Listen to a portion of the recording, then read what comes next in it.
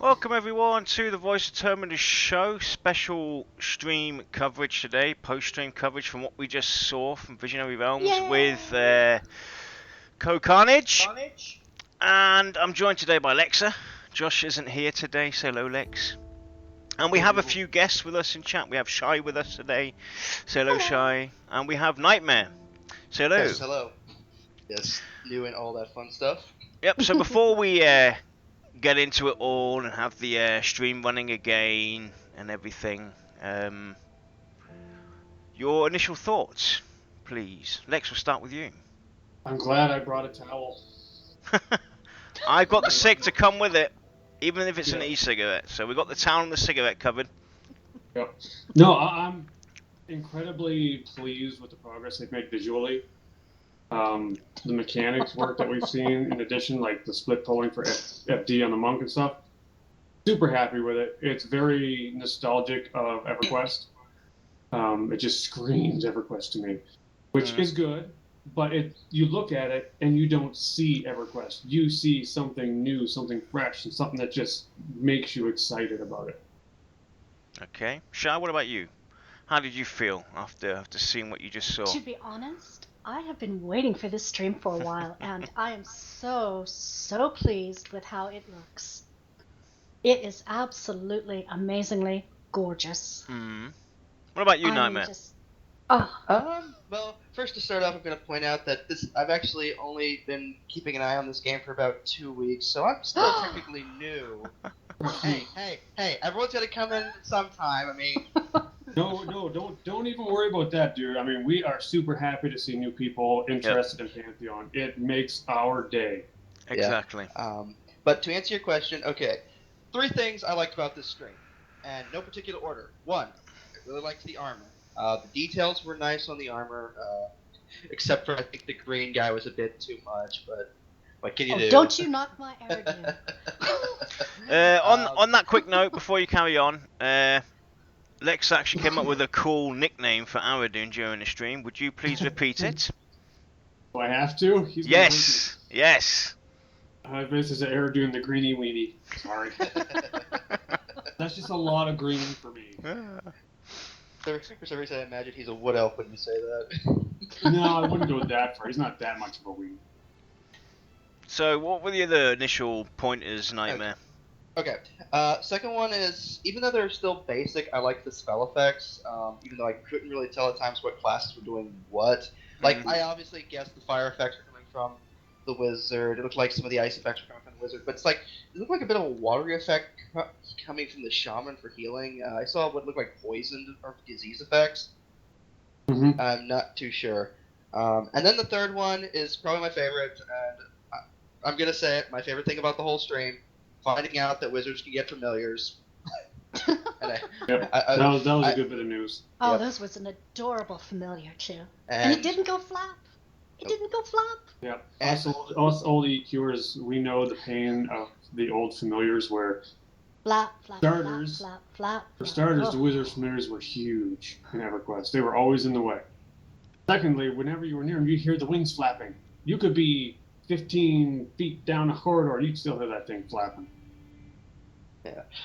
I am hoping that they can change the familiars a little bit, or it's going to depend on your race, or maybe they'll have like a transmog system of sorts where you can change the look of it, or maybe enchanters will be able to do something with that. I don't know. I'm just hoping they'll give a bit of variety to it, because if everyone's, has this little baby dragon, it's just going to be a bit silly. It could be kind of a cool thing to actually have almost like a choice depending on your race too. Yeah. So let's go and dig into it, and I'm going to bring up the recording here on the screen for everybody to see. Let me go and quickly adjust that so we get a bit more in, a bit bigger. With the huge delay on our end, you're just going to have to describe what you're seeing so we can comment. Yeah. This is going to be a David Copperfield kind of thing. So basically, we're going to start off where they last finished off in. Help me out here. Amber Fate. Amber Fate, exactly, where they introduced Ko with his monk, and I'm going to start playing it off. This is without sound at the moment, guys, because we don't want it all overlapping and everything. So the first thing that they basically showed us was the acclimation system. I'm just going to let this video run until we get there, because I was super hyped to actually see that this effect was actually part of the game. We're going to talk a bit about the acclimation system in a minute when we get there. Just going to have to just let people view the video again and its beauty and its glory. And I can do that. So the monk, what do you guys feel about the monk, his armor, etc.? I thought it looked stunning. Super happy. It looks happy. amazing. Looks It's nice to interesting. see them not in a G. I did see a taunt ability, which I'm kind of curious about. Like, is that supposed to help with them, like, peeling? That'll be interesting to see how that applies. Or maybe It might just... also be in there for testing. I mean, there's still a lot of stuff that you see in that book that is subject to change, like the GM kill command. Wait, We're you're saying? You're saying maybe they will get that. Maybe They it's could only, get a like, taunt. something... I mean, I'm not going to say no. I mean, they certainly could. And it would definitely help solidify them as a possible off-tank / DPS. So I'm certainly not going to discount it, but, I mean, we don't really know 100% yet. Yeah. It's like, as a monk, I can tank once. Yeah. So I want to quickly pause the video because I want to talk a bit about the acclimation that's coming up in a minute. I love the visual effect of the cold coming forward over that bridge. Yes. How detailed that looks, and it doesn't look enormously stressing on the system itself. No. So they've And done the a fact that very it's sliding on the ice too. good job with the visuals for sure. Yeah, And I it's a very, very simple thing to do. It's not intense on the computer. It's not like gonna suck resources away, but it adds so much. You know, I mean, I'm just, to the moon. So happy that they added that. Mm-hmm. Yeah, personally, I love the fact that when you actually get the weather effects. You know, you're getting the wind buffeting you. You're sliding on the ice a little bit. It is really awesome to see that. It certainly is. Yeah. And to answer the question, Jet, chances are Co is running everything on max. But here's the thing, the game is still heavily in development, so a lot of graphical things may or may not be implemented yet. So we're just kind of going to take everything that you get with Pantheon right now with a grain of salt. Everything is subject to change, and they're going to you got to have a little faith that they're going to add all the pretty things that you want. Yeah, they basically already mentioned during the stream that they have the artists in now with working on the animations, etc.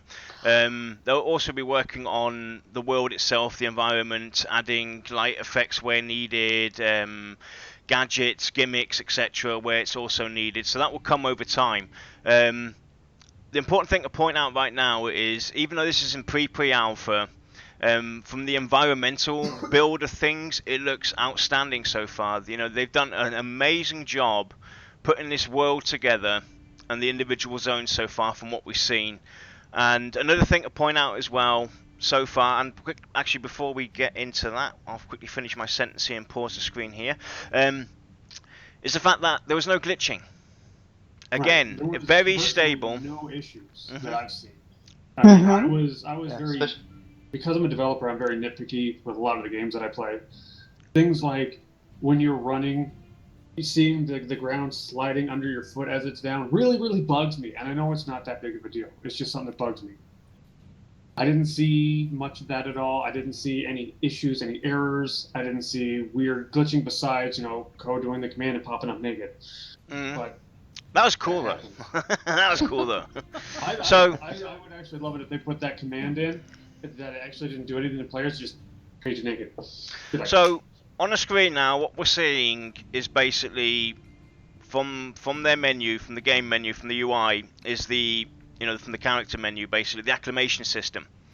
And they mentioned during the stream that there are currently 6 acclimations in game. We have frigid, scorching, toxic, pressure, wind shear, and anaerobic. And as we can see on the screen as well, there are 6 slots basically available for your character. You've got the headpiece, you've got the chest piece, your hands, your arms, your legs, and your shoes. basically your footwear. So there's at the moment there are 6 acclimation systems. By the looks of it, you can apply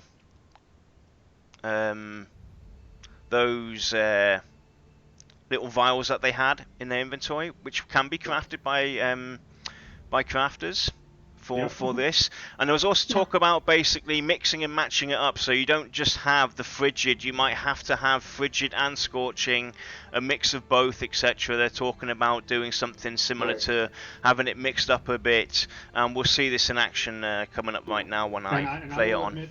I'll admit that when I first saw that UI, I was disappointed. But you got to remember, this is a placeholder. This is the first time we're seeing it, so it's most likely the first time it's had any work done to it. It's not finalized. And it is different from last time as well. It is. Even just the basic UI elements are different. So, like, it's going to change. Don't look at that and just like, oh my god, that's terrible. You know, it's going to change. So, knowing how those vials work made me feel a little better about it. But it's still the first go. It's going to get a lot more work. Don't worry. Yeah. So here we see now Ko with his monk heading towards this bridge as he was commanded to, and we'll see what basically happens right now. And this is how we will see acclimation affect us in game with the 6 elements that they've presented for us being, you know, engaged with. And this will be, obviously, this is the frigid acclimation that will hit Ko in a few seconds while I press play.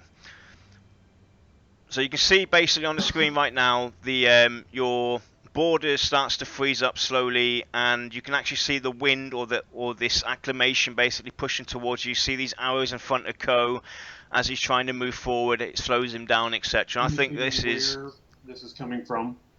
And you notice his health is also going down. Yes. Quite quickly, I might add. Yep. So he takes a good hit basically, and your screen basically freezes up as it is now on the screen, and I think that effect looks just amazing. Oh, it's beautiful. Yep. Simple and effective. So they basically call him back, and then they talk a bit about these vials that they had. I'm sorry if I didn't take notes on what they are actually called. And actually I did. Okay, Shy, then please inform us. They called it infusions. Infusions, okay. So there we have it. And the main thing that I picked up from it was the fact that once it's applied, it's permanent until it's written over. Yes. Yep. And the master crafters are going to be able to make some fantastic versions of it as well. And if you guys notice now, I've got on the screen, I've got the inventory open where you see these infusions in there. It looks like for each slot, there's a different infusion model, is what I'm predicting right now. There's six different icons, 6 different vials available. So you have 6 different vials, and depending on what kind of vial that will represent, you can almost be sure that, let's just say, just for the sake of it, the top left one is your headpiece. So that will be a headpiece vial. You'll likely see the same general shape from different head infusion, but it may change color based upon the infusion that represents. For say the extreme heat one, we might see a red one or an orange one. Well, let me just go and quickly jump back quickly, and we'll see. Well, we have like this aqua blue for frigid. We have like a reddish one for scorching.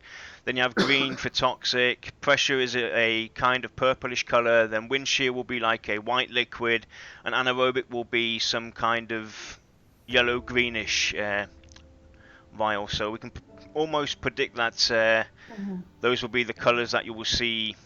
That would make sense. These and he basically right clicks the vial, and it automatically gets added to.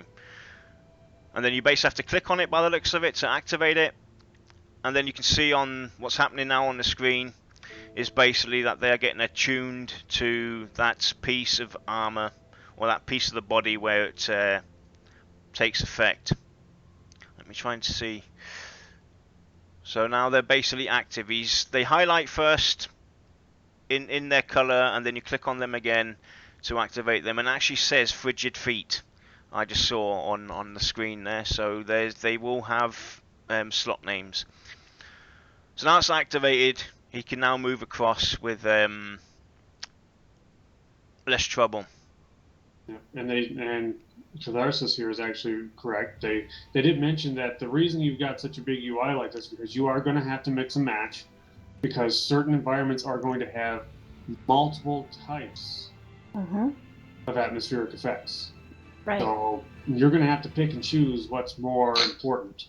Maybe you've got, say, tier 3 and toxic, but you've only got tier 1 and frigid, and you find an area that's both toxic and frigid. You're going to want to put on more frigid and only 1 or 2 pieces of toxic, because it'll even it out. So, I mean, that's a whole new level of gameplay here that we're seeing that's simple, but has a major effect on your character. And they do only get they only get overridden when you, I think they said you basically get an infusion that's of a higher tier. So Yeah, they're all permanent. Got those frigid ones. They're there forever. He can toggle them on and off. They're there forever. Okay. Yeah, they were talking about basically workplace. The higher ones that you want are going to be very hard to come by, etc. Require a lot of work to come and get them. They're broken down into tiers, I think is what they mentioned. Tier 1, Tier 2, Tier 3, Tier 4, and Tier 5. So now he's moving across. Now you can see his health bar isn't taking any effect, but your screen automatically gets that feel of you're going through the cold. And That's such a cool effect. you can see the wind, basically, him pushing against it. It looks amazing. So he's halfway there now. Of course, nice little frost effect on the screen. Yeah. And I love the visual effect as he's running against the wind. That's so cool.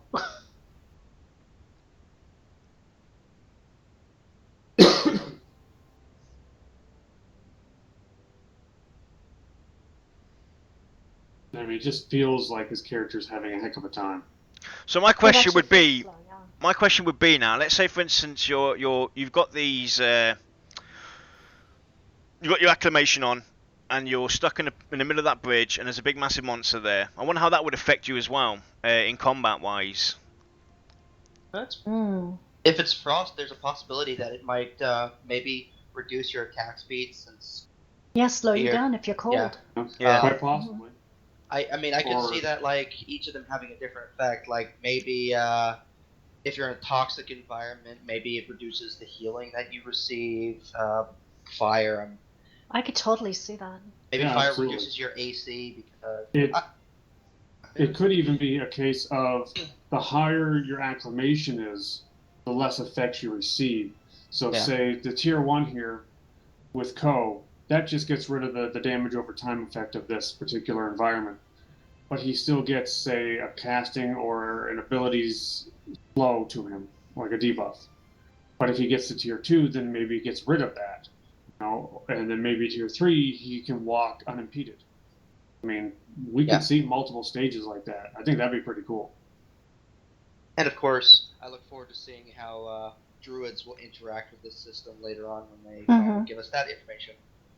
Yeah, that will be very interesting to see how it evolves. Oh, definitely, definitely. I feel bad if it's like, Druid, you just stand there and keep the weather off our backs. Okay. And I'm not sure if I'm seeing it correctly or not, but is he actually having the frosty breath? Yeah, I'm trying I thought I saw that a few times, but I'm not I sure don't if that's know what I if saw. it's his breath or if I'm just getting some kind of optical illusion from those arrows. Yeah, that's what I wasn't sure about. Looks like, but he's teleported, so. Oh, naked monk. Yep, and naked monk. Monk butt. Well, it looks like he's frozen as well a bit on his back and everything. I'm guessing, I'm presuming that's more towards the light or something. It could also be that he's frozen, but I'm gonna say it's a visual defect honestly, at the moment. Yeah, right now it could be just a case of the reflections. Mm. because he's surrounded by white and the reflections coming off the armor makes it look like it's frost. That's probably just a very happy coincidence. Yep, and that's where Cohh had to quickly relog because their teleport shortcut didn't work. I think he had to type it in small s's instead of capitals. So we all know now the shortcut to zone. It's zone/zone space and then the 2 letters from the area where you want to go to, or even Answer one. the question in chat. Would there be any kind of weather control spell that might help in that type of environment as well? I do believe they have said in the last stream that they are highly considering it. Yeah. I believe they also mentioned that druids might be able to manipulate the weather. Yeah, definitely. So There was definitely talk about druids being able to impact weather conditions, etc. To what extent and how they're going to benefit or how they're going to influence the group play or the weather environment itself is still quite unknown at this point. We'll have to see where they go with that direction, and if other classes also, and obviously the mana system as well comes into play. Yeah. And So here we go. We're going to have like multiple simple systems that are going to make the game very complex. Yep. So and we go on, Shai.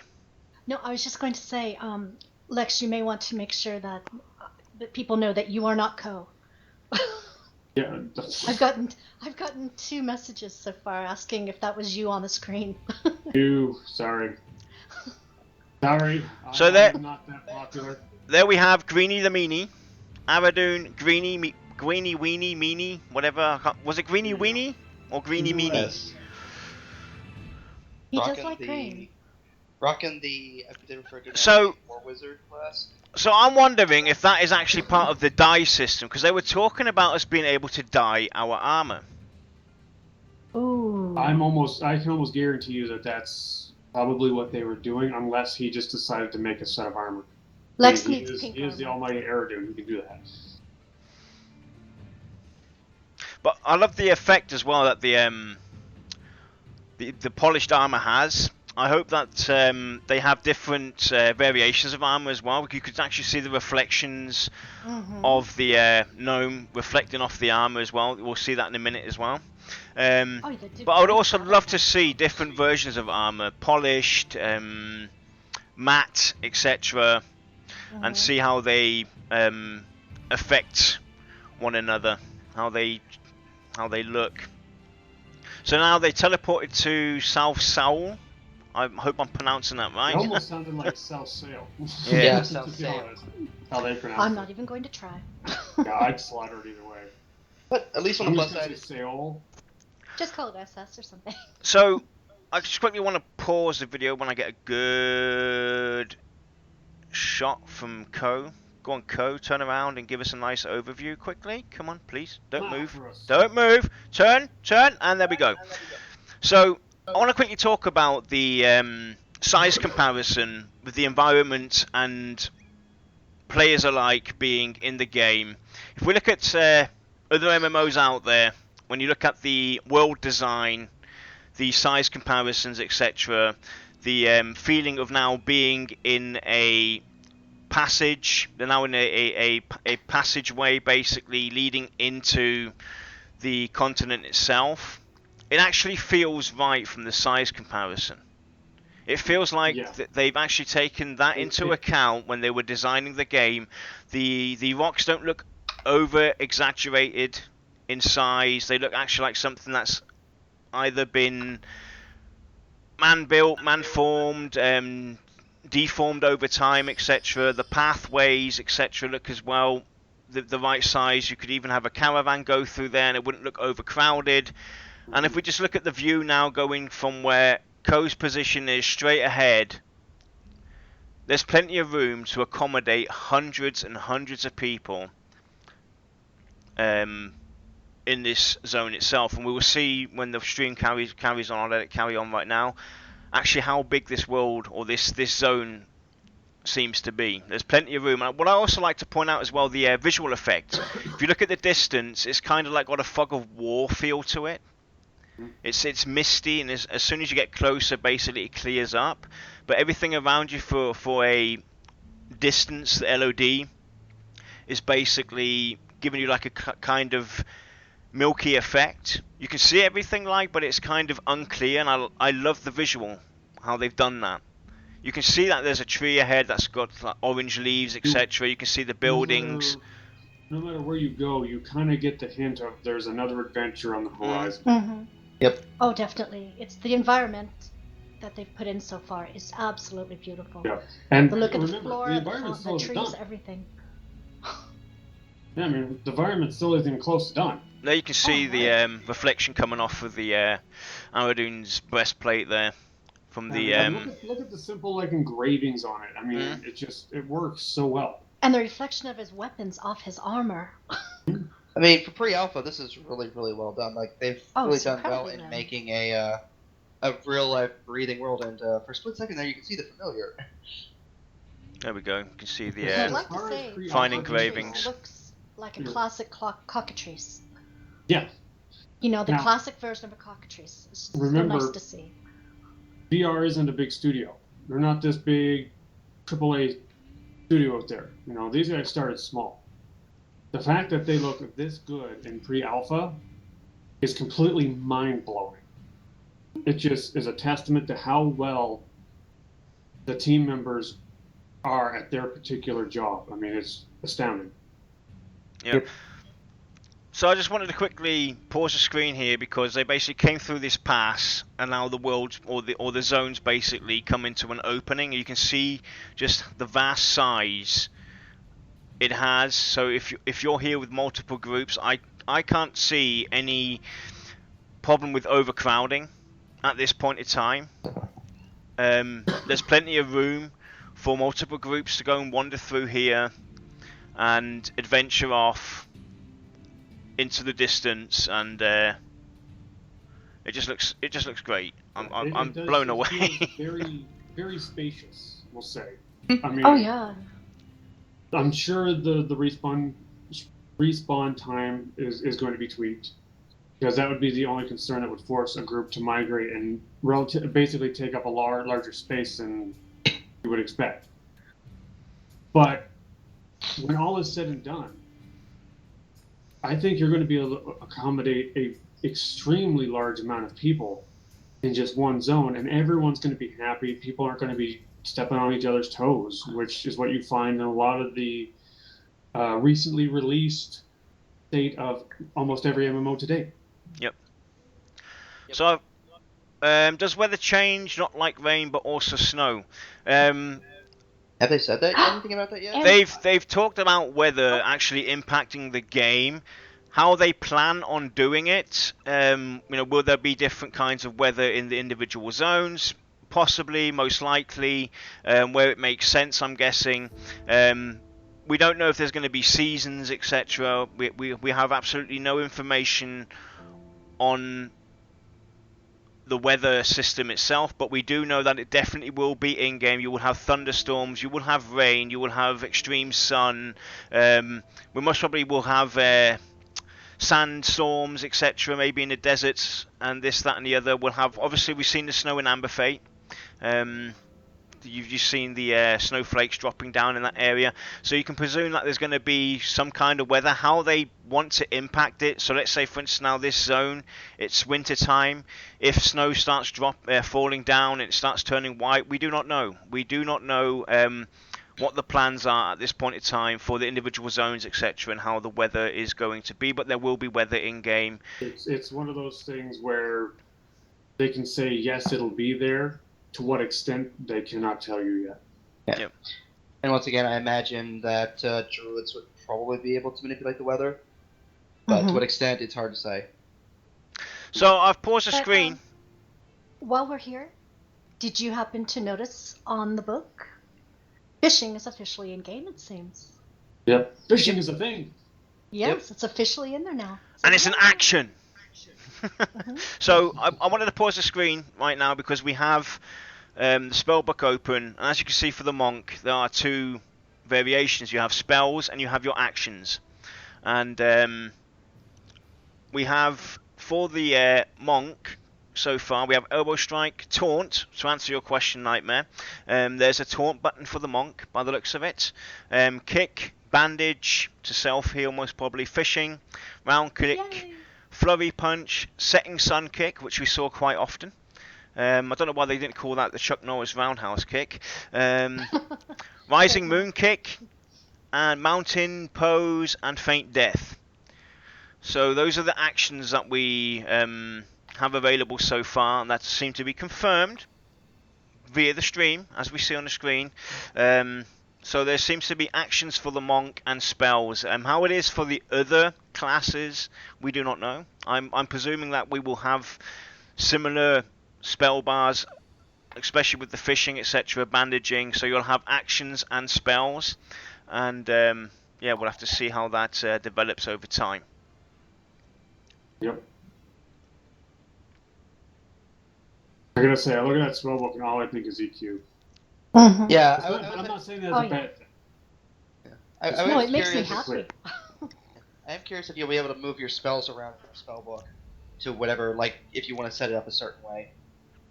I would hope so. Well, we did see Ko also pull some of those spells into the right hotbar that you see on the right side. So you Which can. is pretty typical. Mm. And that you can do that in EQ. Let me go and quickly. I realise that we don't have the entire. Where's my mouse? There it is. You know, thinking about the whole weather subject. I don't know how I'd feel, but it'd be kind of funny to be, you know, you're camping with a group fighting, you're sitting down to recover from a hard fight. All of a sudden, a tornado comes and flings me across the map. So let's talk a bit about some of these spell effects that we're seeing, especially from the wizards, the shaman, etc. I love the ground effects that they're having. Yes. That Very nice. ice, Oh, yeah. the fire. It looks absolutely amazing. Much The It looks heading, almost like an ice comet in there as well. Yep. and this is also quickly. Let me go pause this real quick because I also actually like the fact. I don't know if this is for developer purposes only, but I'll bring it up in a minute again. Is Ko will basically pull up the UI settings and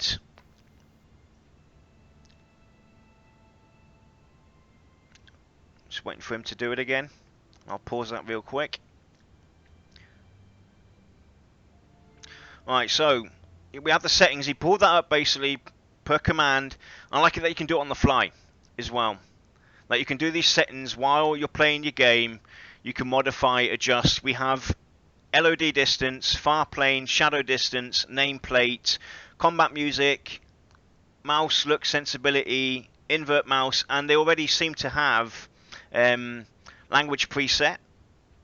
So it looks like there's going to be multiple languages maybe in the future for the UI, etc. So I actually like that window. It's not overcrowded. There's not a lot to think about. Boom, you go there, minimum, maximum, boom, you're done, however you want it. I actually like that window. Most of us gamers are pretty accustomed to, if you want to change major graphic settings, it usually means you gotta log out. Yeah. So I'm not surprised to not see a lot of that stuff in that window in particular. Yeah. But like for me, when I'm playing an MMO, especially one of the old school ones, I tend to, after I get a good feel for all the music, I turn the music down and I listen to my own music. And being able to just do that very, very easily is good for me anyway. Yeah. So we might as well answer these questions again for chat that were brought up on the screen as well, since they're there. So, out of curiosity, what races and classes are there in Pantheon? Anybody want to go? Go to PantheonMMO.com. I actually have it up right now. So the races that we have at launch are, and I'm gonna apologize if I'm gonna butcher some of these since I haven't tried to pronounce them. The RK, which are essentially elemental, and if anybody's played World of Warcraft, they almost seem like kind of like the Draenei with a bit of an elemental theme. You have the dwarves, which have a bit of a frost going on with them. The dark, this one I'm probably gonna butcher. The dark mirror, which We I'm guessing. pronounce it Darkmere. Okay, they look like they're going to be a dark elf race, but they have an aquatic theme to them, and if you notice, they actually have gills on their abdomen, so that'll be interesting.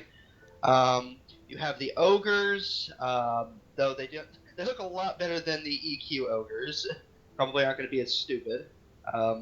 Everybody's favorite humans, which we should all know because last I checked, we all are human, allegedly, except for the Scar traitor amongst us.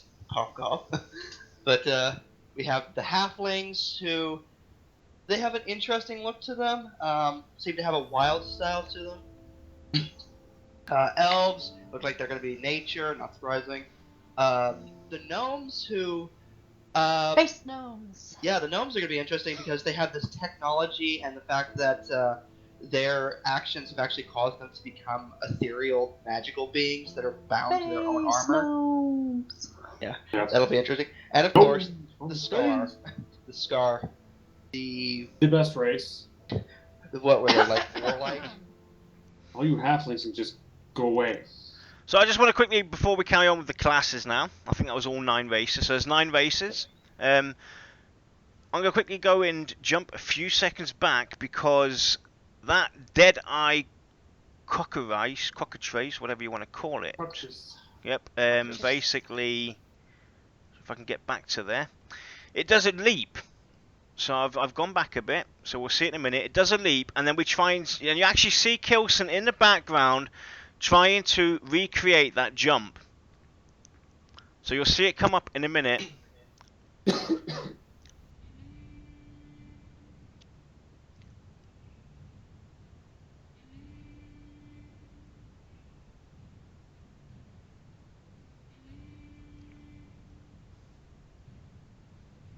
I hope I'm at the right scene. I think I am. We should be They good. killed several cockatrices, so Yeah. if it wasn't that one, it'll be another one. Yeah, it's this one. It's this one. I remember the area well. And we see it leap. There we go. And then we see Kilson try and do that as well. You see? He actually tries to go and recreate that jump. And then He's they a also talented little get a gnome. golden scorpion. So we know there's going to be golden scorpions.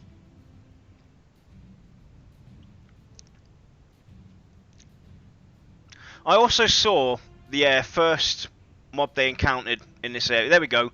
You can see the warrior get put to sleep, get bedazzled I think well. it's more of a long duration stun. Mm. Well, you know, the cockatrices, according to lore, they basically turn you to stone. Mm-hmm. Yeah. So I'm wondering if that's like a Mez turning to stone for a few moment type of thing. Petrify effect. Mm-hmm. I could see that. I'm thinking that's what it was. And then maybe if you're petrified, you'll take extra damage from blunt attacks. Could be. But then you'll take reduced damage from slashing. Mm-hmm. Possibly, don't know. I'd be curious to find Well, out. we do know that damage type is going to play a part. Yep. Mm-hmm. So for everybody wondering out there what they have as classes with them, they have the shaman, the rogue, the warrior, the monk, the wizard, and Aradoon's war wizard / warrior. And in the green. best class, the summoner. Which is no, the summoner sadly not a part. There's no The war summoner. wizard. The war wizard, in case anyone's curious, is just a custom class for the GM. Yeah. Cough, Aaron- cough, Aaron- summoner's still the best. Brandon Cough, cough. Craig, the guy who's basically the So just the grandfather of MMOs in a way, and Go, summoner power. So here's something for you old EQ vets out there. You'll see now CohhCarnage grab one of these spells, pull it off to the right in the sidebar, and you'll all see him try and memorize this spell at the bottom. A little pop-up window goes up. At least pulls the it book into his doesn't cover bar. the whole window. yeah. As you all clearly see. And there you go, he sits down to memorize that spell as well automatically. So memorizing spell, there you go guys. So At least it's not the melee Monday size actions one. or And will have to be memorized. let me quickly bring this scene back up because I want to show you guys something. I saw it first! Hour are you talking about? Yep. Now if you look at the background here, above the spell book, you see the little clearing at the top, right above. the spell book. There's a little clearing next to the trees. You can see the light actually dim through there. That looks absolutely amazing. I love the visuals so far. So pretty. Nice. Yep, those are the things that I pay attention to. Everything else I rely on other people. So there we have it. There you can see it there in the background. There's that tower-looking thing at the background there that we can see to the top right of CohhCarnage. And that's another thing I want to point out as well. Is basically the visualization for things in the distance that automatically draw you in. It just screams adventure, adventure, adventure, explore, wander off, Adventure. get distracted. I mean, this will be the death of me in this game. I will have so many deaths because I will be paying attention to everything in the distance instead of doing my damn job of healing people. So, to answer a question in the chat, the tower all the way in the back is said to be the Reckless Tower. Yes. Yep, that's where Tuesday they're going to be. Yes, Yep. that's that will be next week's stream. That will be where we're going for there. Yep. But I But just love the feeling of distance that you get in this game. It actually looks so far away. And like again with the environment itself, the sizing, the space, etc. It doesn't look like it's, you know, we're going bang down a few trees here, bang down a few trees here. Now we have a wild land, etc. It looks like they've actually taken some time and thought and placed trees where they need to be to grab the visual effect that they're looking for of this area. It doesn't look overcrowded, and you can see if you just look around, there's so much room for people to go and wander off and adventure in. Oh, and of course, familiar. First time seeing it. Nice. And if you listen very carefully, you don't hear the flapping. Yeah, thank God. Also, once again, the spell effects look really nice. Yeah, much better than they were. For those of you Look that how are just everybody coming into the Pantheon now on this stream, I really strongly suggest you go look at the previous streams and compare the two. I mean, the animations, the spell effects, even the environment and the UI have come. Actually, for next Tuesday, I will try and get all the streams together, so we can see the development as it went through. The very first stream, the second stream they did, the third stream, and now this stream. A lot has happened. You can see them progressing within the months now. It's been December was the last stream they've had, and you can see the progress that they've made already with this little time that they've had. Very quickly. Yep. I mean, look at the reflection off the pathway. That is, to me, that is just incredibly awesome to see.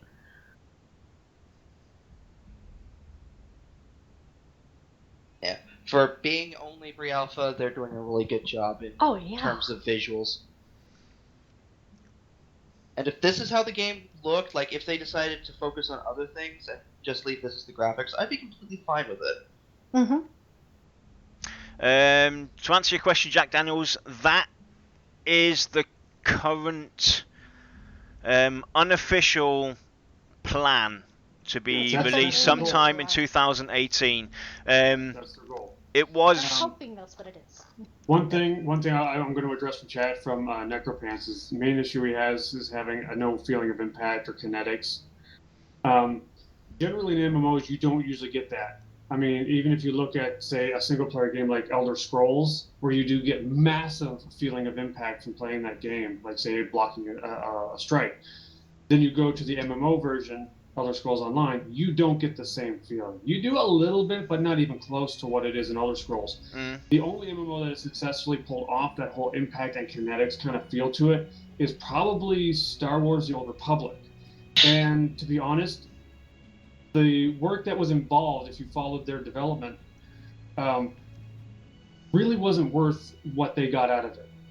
So while I'm going to say it would be nice to have maybe a little bit of screen shake when you get stunned in Pantheon, I'm not going to have my hopes up that we're going to see anything like that. I'm sorry to say it. It's just it's the way it is, and just got to cross your fingers and hope. There's just some limitations that even even though they're trying to do something really different with Pantheon, there's still limitations that they could do and can't do with the system.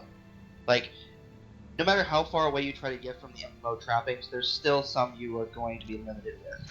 So I'm going to quickly go and put this back a bit, because you actually see Co doing some double punching, a few jabs. It looks pretty cool. There you go. Jab, jab, jab. A bit of more Muhammad Ali going in there. Jab, jab, jab. There you go. I was actually watching the upper right window from the chat log there, and when you see his basic attack, I'm actually seeing hints of a double attack skill, where you'll only see his character swing once, and he won't have pressed one of his hotkeys, and it will actually come up with 2 damages. So I'm thinking we're going to see something like, you know, the double. I can't remember what it was actually. I think it was just called double attack in EverQuest, or maybe even a triple attack later on in the levels. Yeah, that's going to be something. Could very well be. I also like the in the 20s now, I think 25, 26. Yeah, 25. I think they were. Yeah. I also like the level of detail already to the NPCs that they have. Yep. You know, you can actually see that this is a militant group, defined by clothing color. So you have your soldiers that are basically in red and I'd say now grey trousers, and then we have the naked dudes. Yeah, I mean, all of the mobs you can see at a glance and kind of get a feel for what they are. Yep. And those that are dressed similarly are, you know, obviously not the same mob in some cases, but will probably act similar. Meaning one mob might be a warrior, but the other one could be a roguish style. I mean, you don't really know, but at a glance, you know, hey, this is a bad guy, you know, kind of thing. And I will say, in terms of like the animations for NPCs and stuff, they do still look a little bit rigid, okay? But it's still a work in progress. And compared to last stream, 1,000 times better. I mean, it was. Well, I kind of felt embarrassed. The last stream was like, oh my god, you know. Well, they did mention that, you know, they've had 2 new artists come onto the team now, and they're now starting to work on all the animations, etc. So we're bound to see progress. Another thing that I noticed as well is when the corpse was on the floor, it didn't look humanoid. So there's obviously stuff that they're still going to work on. It's just to give us all a basic idea of what to expect, what to see, what's going to be coming in the future. They're still quite a while away from the finished product itself, their visions of what they want to, where they want to see it be, etc. So a lot of work still to come. Yeah, and I'm still enjoying seeing a lot of these things, like the death system is very reminiscent of EverQuest. But it's been toned down for a more modern style, because the way that gaming has evolved, they're not handing it to you saying, oh, hey, you know, died, they're there, go off and get another epic. They're just saying, you died, it sucks, but it's not the end of the world. Whereas those of you that played EverQuest, when you died, people got up and threw mice and keyboards, and you were mad when you died. Oh, yes. Hopefully not the cat. Remember this. Yeah. But of course, they added one very nice feature: a take all button to your corpse. I almost squealed with glee when I saw that. No more right-clicking on all the little slots to get everything. Oh, thank you. I will say though, looking at the skeleton, you know, the corpse skeleton, I do hope that they have a separate one for the different races. Oh yeah, definitely. That's what we actually talked about, I think, on one of our shows as well, having different skeletons for. Actually, I think it was the death penalty show that we did, where we talked about the corpses being different for each race. It would definitely be. I'd welcome it. You know, if it's something that they can actually do with the time given, etc. If not, it doesn't have to necessarily be, but I would definitely welcome it.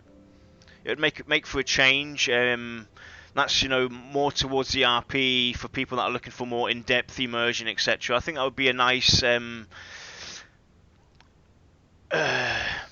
Yes. Lost for words. Anyway, another question. I can't remember the answer to this one. Can anyone loot your corpse? Anybody have the answer for that one? No. You said no. No. So there you have it. Which obviously makes sense, because Mhm. otherwise PvP servers would just get ridiculous. And on that he note, did- that with was on the PVE server, however. exactly, So so he did not say about the PvP server. He was talking about the PVE server.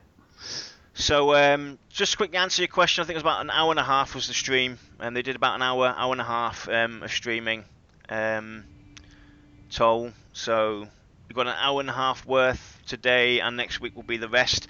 On that note, we just mentioned PvP. They were talking about, I think at this point they were talking about the Paladin, for instance, with balancing, etc. It's going to be separate balancing. It's going to be separate balancing, exactly. So every change that's made to PvP will not affect the PvE character in the game, and vice versa as well. The changes that they make to PvE will not affect the PvP, and it's something that makes sense and has been needed for a very long time, because that has been the main issue why most of these games break themselves.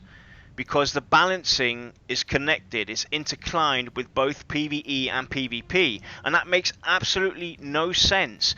The way to do it is the way that VR are approaching it, because PvP and PvE are two complete separate entities of gameplay. Yeah, because I mean, think about it. In PvE, you're fighting something that is more often than not designed for a group of players to take on, whereas PvP, it's more one-to-one. So, I mean, it doesn't sound like that big of a deal, but I mean, characters are forced in PvE to work together, and they have to be designed that way. Whereas PvP, it's more of a every man for himself kind of an ordeal, and it has to be designed that way so that it works that way. So I noticed something as well about Jopper, but I'll bring that up when we see it more often. It kind of wondered me what he was doing there all the time. We'll get to that when it happens. Some of you already might have noticed it. He prays, but I didn't see anything visually happen when he was doing that. Is he praying or is he medding? I have actually, or it could also be meditating, etc. But nothing really happened. His mana didn't go up or anything like that. I was wondering if anybody else noticed the animation that he was doing there as well, which I thought actually made sense. If they're going to have different medding animations for the different classes. The different races, yeah. Yeah. You know, I mean, for some, the medding, for example, like the priest, it might be a type of quiet prayer or meditation. Yeah, they have their hands together in prayer. Exactly, but if you're like a summoner, maybe I'm going to do something completely different than that. Yeah, maybe a warrior might be checking over his sword to make sure that it's still in good condition. Right, or even sitting there cross-legged on the floor sharpening his weapon or something. I could see a monk being in like a serene pose. Yeah. Just different stuff. Like a wizard might be looking through their spell book. Just adding a little flavor to each class.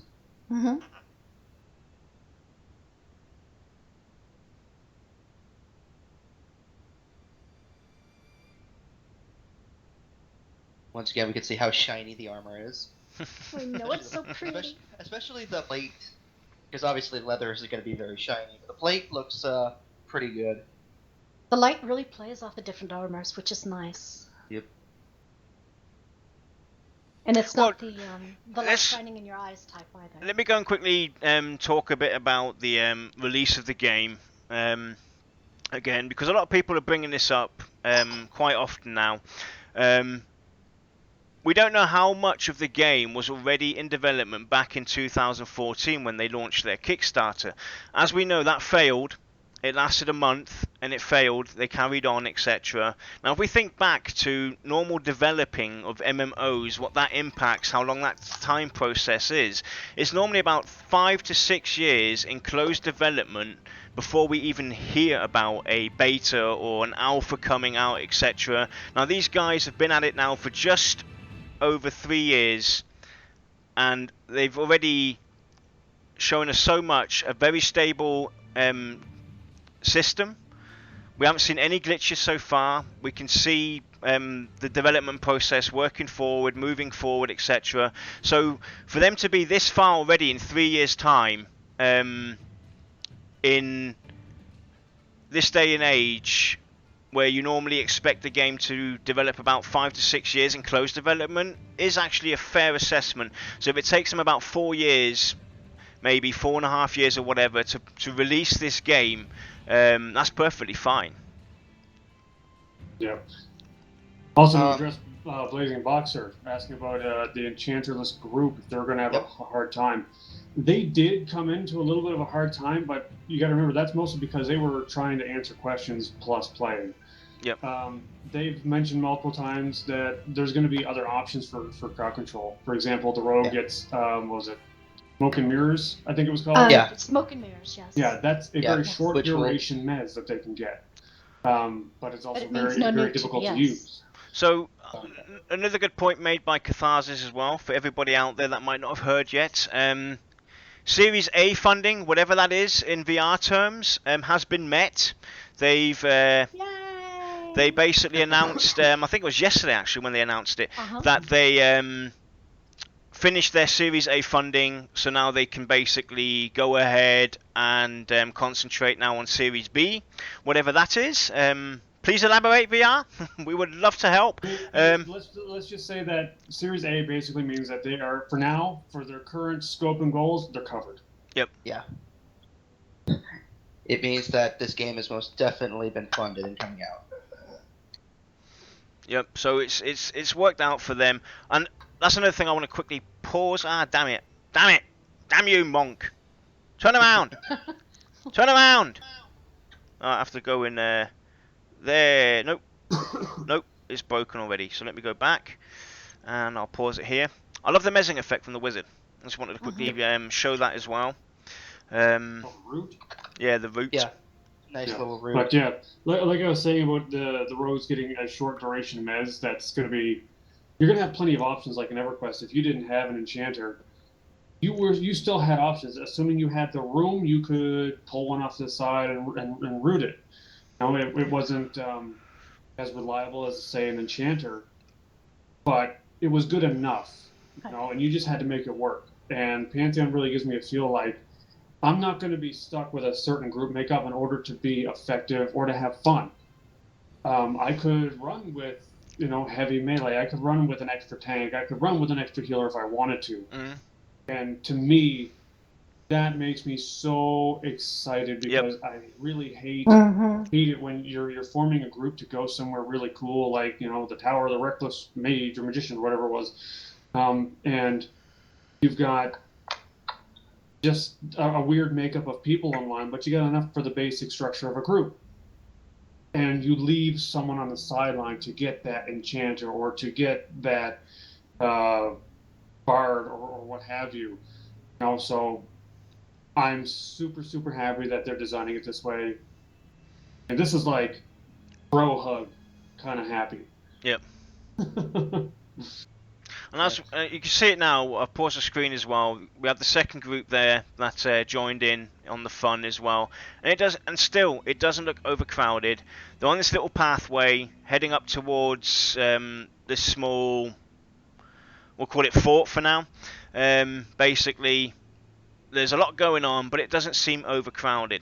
You've got two groups now engaging in combat, and there's still plenty of room, plenty of space to move around, etc. And there's the mez effects as well, the routing. The fact that there's the two groups, it was really nice to hear them saying that they're going to be doing the out-of-group buffing and healing as well. Yep. Yes. That is quite nice.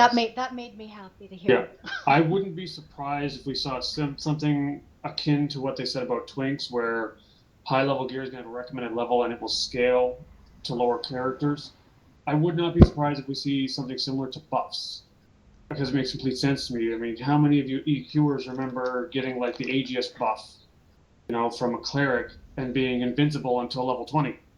It would make a lot of sense. And it would still promote higher level characters going back to lower level areas to help the community in some way.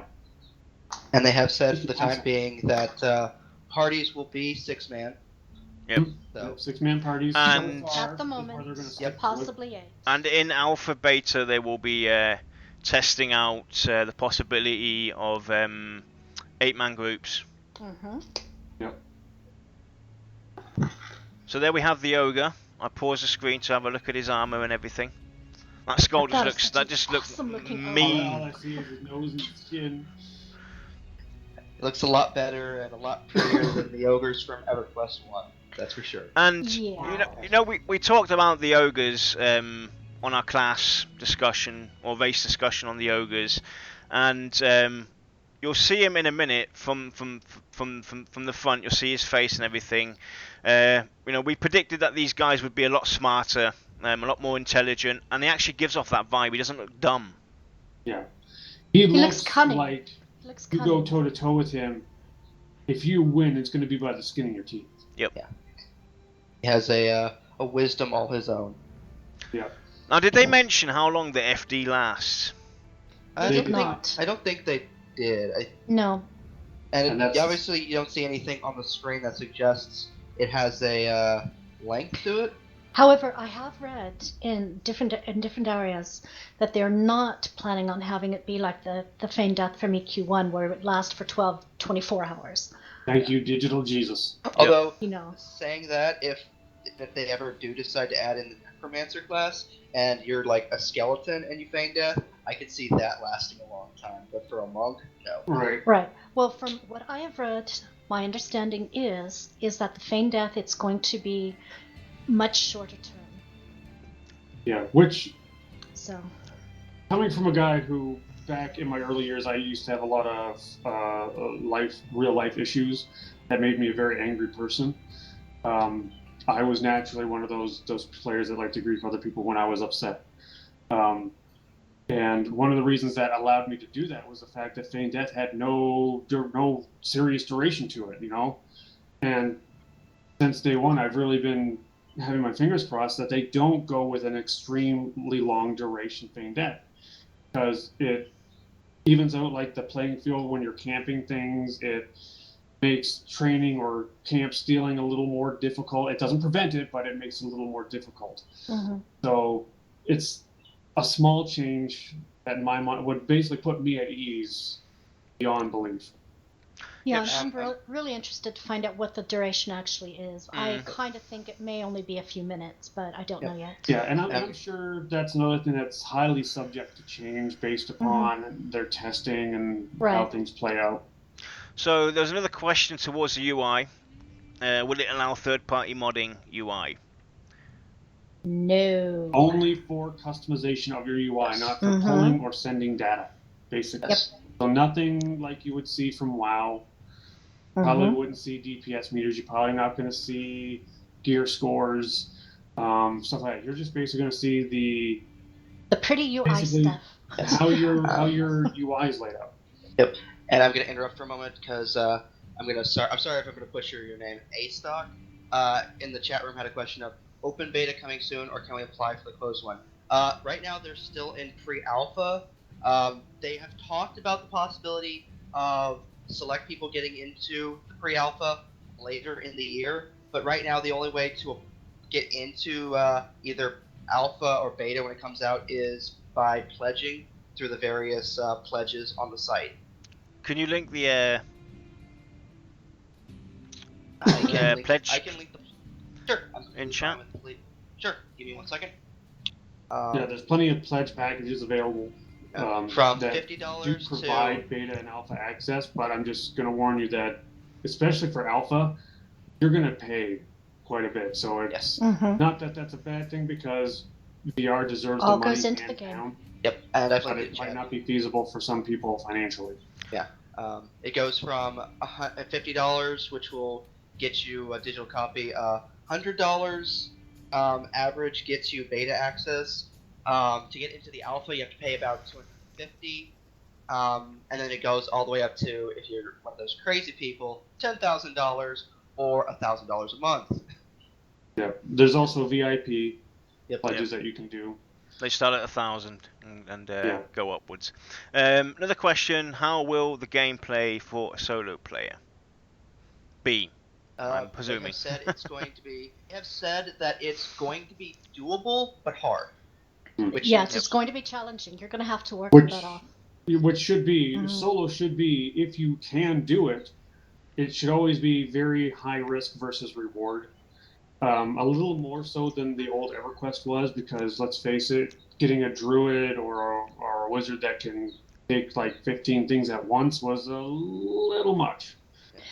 And they did say also that for the traditional soloers, like summoners, necros, whatever, they're not sure if they're actually going to have classes that actually fit that mold as of yet. I personally, I hope so. They've said multiple times that Pantheon is going to be designed first and foremost as a grouping game for socialization. And not to say that you can't solo, but if you can, great. If not, well, find a group. Yeah, like I do hope there's some areas where you can solo without too difficult, because there will be times, like say for example, if you're on late at night by yourself and you want to go grinding, like some reagents, like say for example with the cockatrice, like if you want to go grinding them for like say their feathers or their beaks for a thing you're making, well, you know, you don't want to have to go specifically trying to find people who are going to be in that particular area when you're up at like 5 o'clock in the morning. Right. But it's probably going to be a case of, if you want to take anything that's relatively close to your level and therefore better experience, you're going to need a group. Yeah. If you want to solo, you might have to go down in terms of difficulty. You might have to go to a section of the zone that's designed for players 5 or 10 levels below you. Well, I just quickly jumped back because they showed the ogre in close. Cohh got a selfie from the ogre. And of course you can see all the different animations, like you see the rogue stabbing with the daggers, and the war wizard using those very, very, very nice flaming swords. Spell casts, again, really nice. Monk doing several kicks and flips. But no Chuck Norris roundhouse kick, actually. So anyone who is looking forward to that, I'm sorry, but you're going to be disappointed.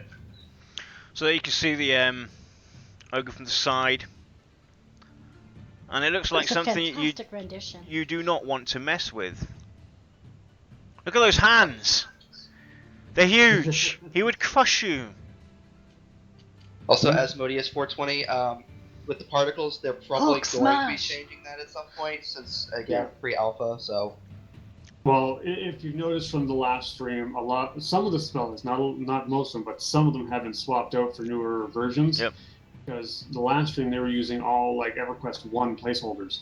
So while they do have some different ones that we're seeing now, they are still relatively unrefined. Yep. So expect a lot of change. Yep. I mean, I personally don't mind them because I've seen a lot worse. Like, I like the fire, frost, and looks like poison effects on occasion. But obviously all of that is subject to change. Like, everything is, that's the thing we really have to stress. That's kind of their trademark phrase right now, is subject to change. Yeah, pre-alpha, pre-alpha, pre-alpha. So, continue. Another question that came up, how will range classes be handled regarding needing massive amounts of ammo? This is a big issue. Yeah. I don't think they said definitively like they want to do. They do want to have it so that you can get better ammo and such, but I don't think they came down to one particular idea. No. Basically, I think they're at a stage right now where they're more or less playing with ideas in terms of the design of the ammo system. Because let's face it, if you are a ranged class that depends on ammo, nothing is worse than being halfway across the world, running out of arrows and being like, well, I might as well log off because it's going to take me an hour to get back to the city to buy some arrows. On that note, though, they did say that they were looking into having crafters in your group being able to create things on the fly for you. Yeah. So that they would be able to make your arrows or make your shurikens or whatever the case may be. Right, and let's face it, I mean, those of you that were in EverQuest 1, how many rangers in that game have you ever met that didn't take fletching as a trade skill? Yeah.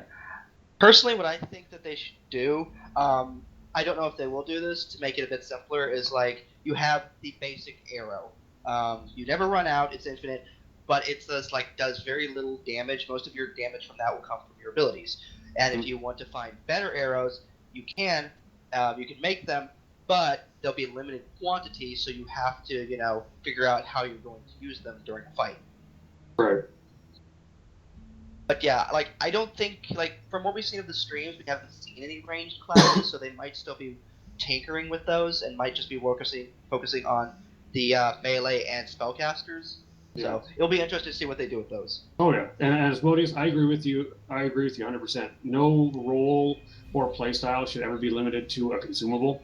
Okay. But I mean, you can give them a consumable that they rely on, as long as you give them the ability to create, say, a basic 1 damage arrow.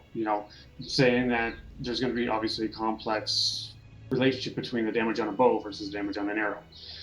Whereas if you wanted to get a special arrow, say a silver-tipped arrow for fighting lycanthropes, that's going to be something you actually have to go out and purchase and take with you and then equip it when it becomes time.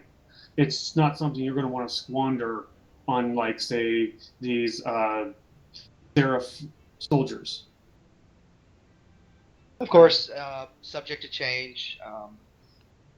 And of course, as anybody who's played WoW knows, that all weapons and items are hunter weapons and items, so give everything to the ranger. Another thing to quickly point out as well is when they're in combat, you can see Co having misses, criticals numbers going up at the encounter itself.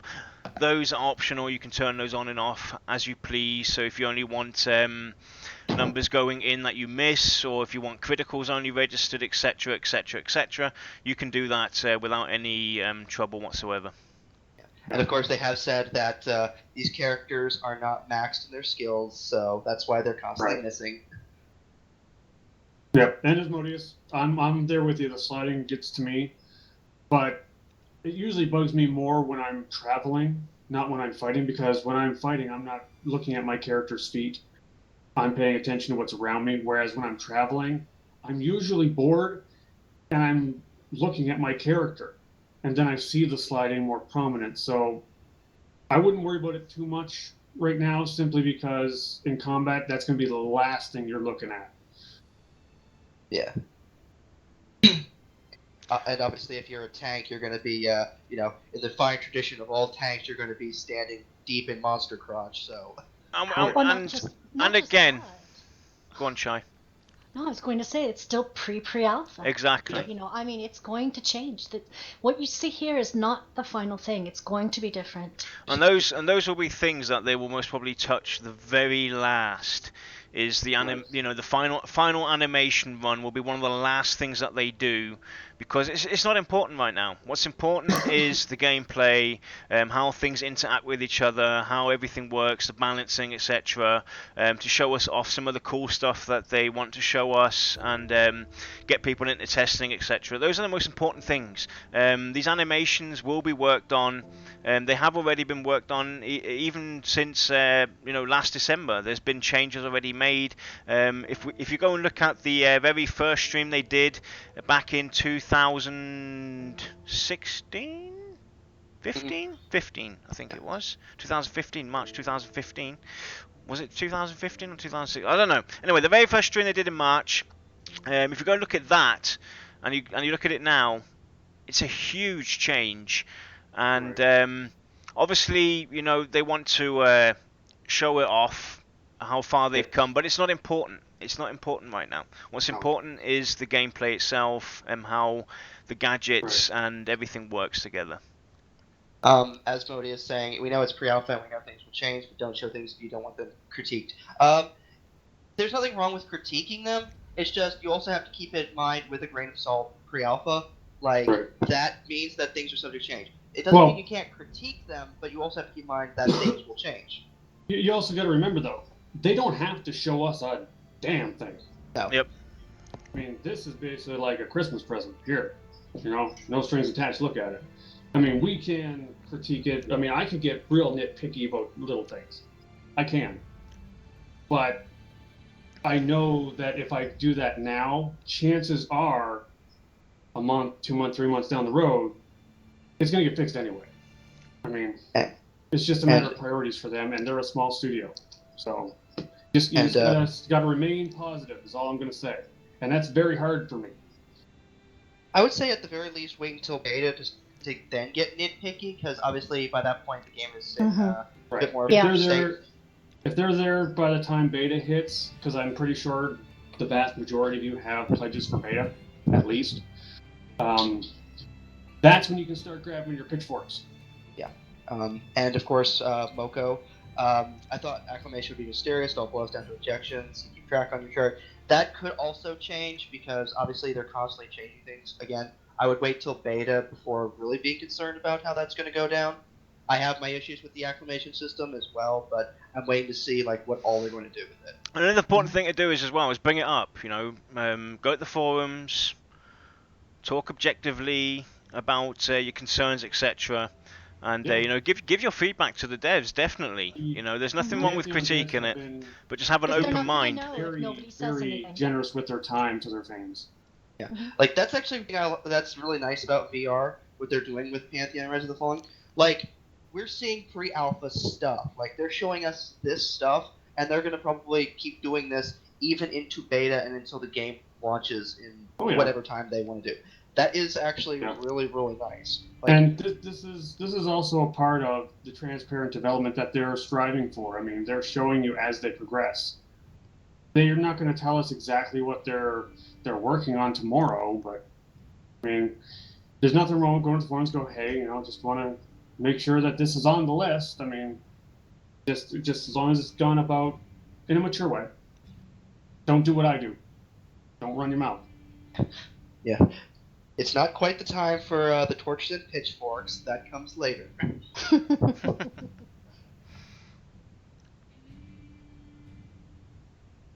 mean, unless there's a necromancer running around, but... From what we've seen, though, from gameplay-wise, hardly any glitches whatsoever. Compared to very stable. The previous streams, I got nothing but good things to say. Oh, yeah. Definitely. It's, they are changes I've seen. They are definitely refining the game very nicely. Mm-hmm. If only they could get better players. also, as some of us pointed out when we were watching it, why wouldn't they loot the corpses? Yes, why? yes. Well, and then they did say though that they wanted to show, you know, some of the death stuff. So I mean, maybe that's partially on purpose then. Of course. Also, another thing they did show later on, which will probably come up at some point, certain classes will only be able to use certain weapons and items. Yeah. So every class will be And I'm unique, sure like, as it should be. I'm sure we'll see in that my listed opinion. in tooltips down the road. Yep. Like, for instance, we'll later see the monk can't use swords, or maybe they're classified as slashing. I'm not sure how they're going to be classified, so... Yeah, and I mean, it doesn't make sense to have an item where you have to loot it then try to equip it to see if you can use it or not. Because, I mean, I know a lot of us old EQers or even WoW players would understand that, you know, a monk doesn't use a sword. But some people who are new, maybe you've got a kid who's kind of new to the MMO genre, might not realize that. Yeah. I think they will end up fixing that though. I mean... Goku, move forward. I want to see if there's a hole actually in that pillar leading downward somewhere. Move forward. I'm sure I saw a hole there. A bit more, and now turn to the right. Turn to the right. Yeah. Take it down now, y'all. Now this is the way Yarn's gonna be in all our groups, I'm sure. Oh, and here's what See. Now is there something there? Is there a hole there? Is there somewhere to go down? But, oh my God, Yarn, you're gonna get me killed so many times. Yes, Ko! Go! But here they actually ask about dual boxing, and how you're going to see possibly groups running around with 6 accounts, which, by the way, if you're a guy who has 6 computers and is simultaneously running the game, props to you. I mean, if this game is supposed to be hard with a group, try running it with 6 computers. I think their official stance was, we're not going to prevent it, but we don't want people using automation software, which is what makes dual boxing or multi-boxing much easier. So we'll see how that progresses. And really, the way the classes are, it's going to be very interesting seeing how you can play, you know, 2 classes, let alone more than that, at the same time. It basically is saying that you need to be a top-level StarCraft player. It's like 2 screens right next to you, 2 keyboards, just type it away. And 4 arms? Yes. like I could do everything with one arm. Screw a mouse. I can do it all with hands. I'll have to teach my bird to go and play on the other computer for me. Small children. Ouch. Young one, this is what you do when Daddy tells you to. Press number 2. Yes, I can't wait to have my son in front of the keyboard doing, gathering for me, harvesting, etc. That's all he'll do all day. Go gather for me, son. Go out there and gather. Do not die. Nephew over every week and like, go. And how much you get? I will pay you a quarter per stack. Yep. No, Yep. I will let you I'm cheaper live. than that. I will let you play. Actually, it'll be I will let you play tomorrow again And of if you course, fulfill these goals. And of course, here you can see some more towers in the background. Very lovely. Now, just if you look straight ahead now at the way that the sunlight is going around on that rock face, that is just such an awesome bloom effect. And you of course can see that the other party is keeping up with this. They're trying to chaos, that's what it is.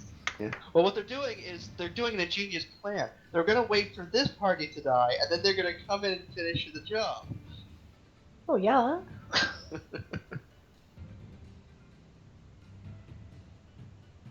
The visual backgrounding as well. You can see things in the distance that automatically draw you in.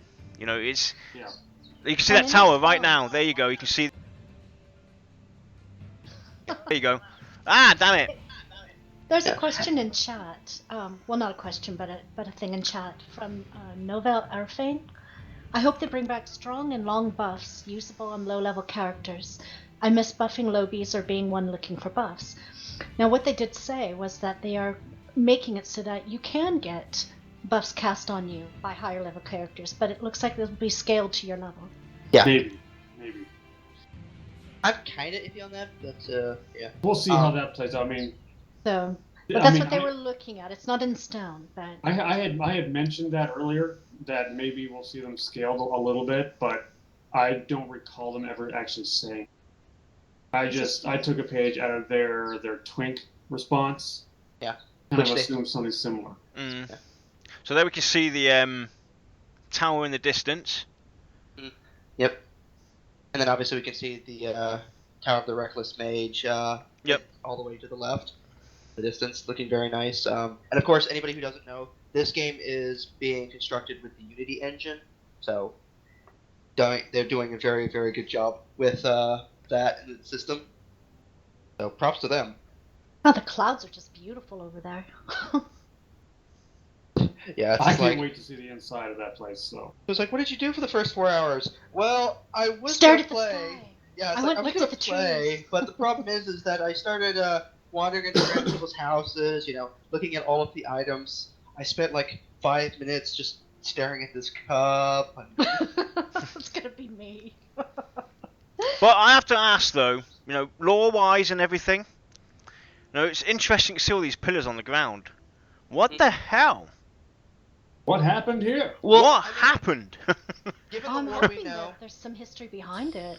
And I Perhaps guarantee there's an you, earthquake or something came rampaging through, or and I guarantee you, there's Dexter a had a temper big tantrum. underground tunnel system. I guarantee it. I got a feeling that you can go underground. These pillars lead you everywhere. There's hidden doors and traps, and I guarantee it. I bet you there's an underground cave system.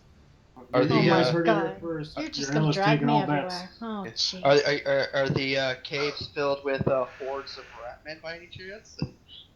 No But, Okay, idea. I'll take the Ratman. I don't want spiders. So- I'll take the lore-wise, given the fact the whole lore behind this game is the fact that you're on this planet that is constantly being bombarded by shards of other planets. So it's possible that these pillars are representing things that used to be here before they were slammed into, or they could be signs of previous civilization.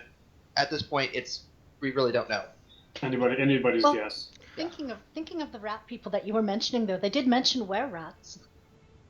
Yes. So we have It could be a bunch of were-rats under that. we have another question. Could we level up by grinding mobs only, or is this a quest game only? This was really nice what they answered here. They did say that probably the bigger thing about this too is you can grind a little bit. but they also wanted to make it so that with questing, it's level neutral, so that way you can do things on your own terms, and you don't have to feel like, oh, well, I'm level 2, and this quest, gives the best experience at level 2, but at level 5 it grays out and it doesn't give me anything.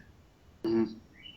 And they also talked about, the perception system coming into play as well, being a very important part of this process as well. You becoming a keeper, choosing to decide to become a keeper of sorts, that will, where they plan to have at the moment, they have 2 different skill sets. They have a passive and an active. They have investigating as the active skill, and the passive one was... Help me out. What was the passive one called? It's insight. It's insight. Insight. There we go. Insight. And investigate. Insight was passive. and we're also talking about the possibility of you actually going to be able to go and specialize in one of those areas, and maybe possible other possibilities. So if you've got any... Also, again, people, anybody got any ideas towards any of these systems that they have, go to their forums, post them on there. Yeah. They view the forums constantly. You see all the devs engaging. Kilson reads almost everything that's in the forums, and he'll bring it to the devs' attention. So if you've got any ideas, concerns, etc., bring them up in the forums.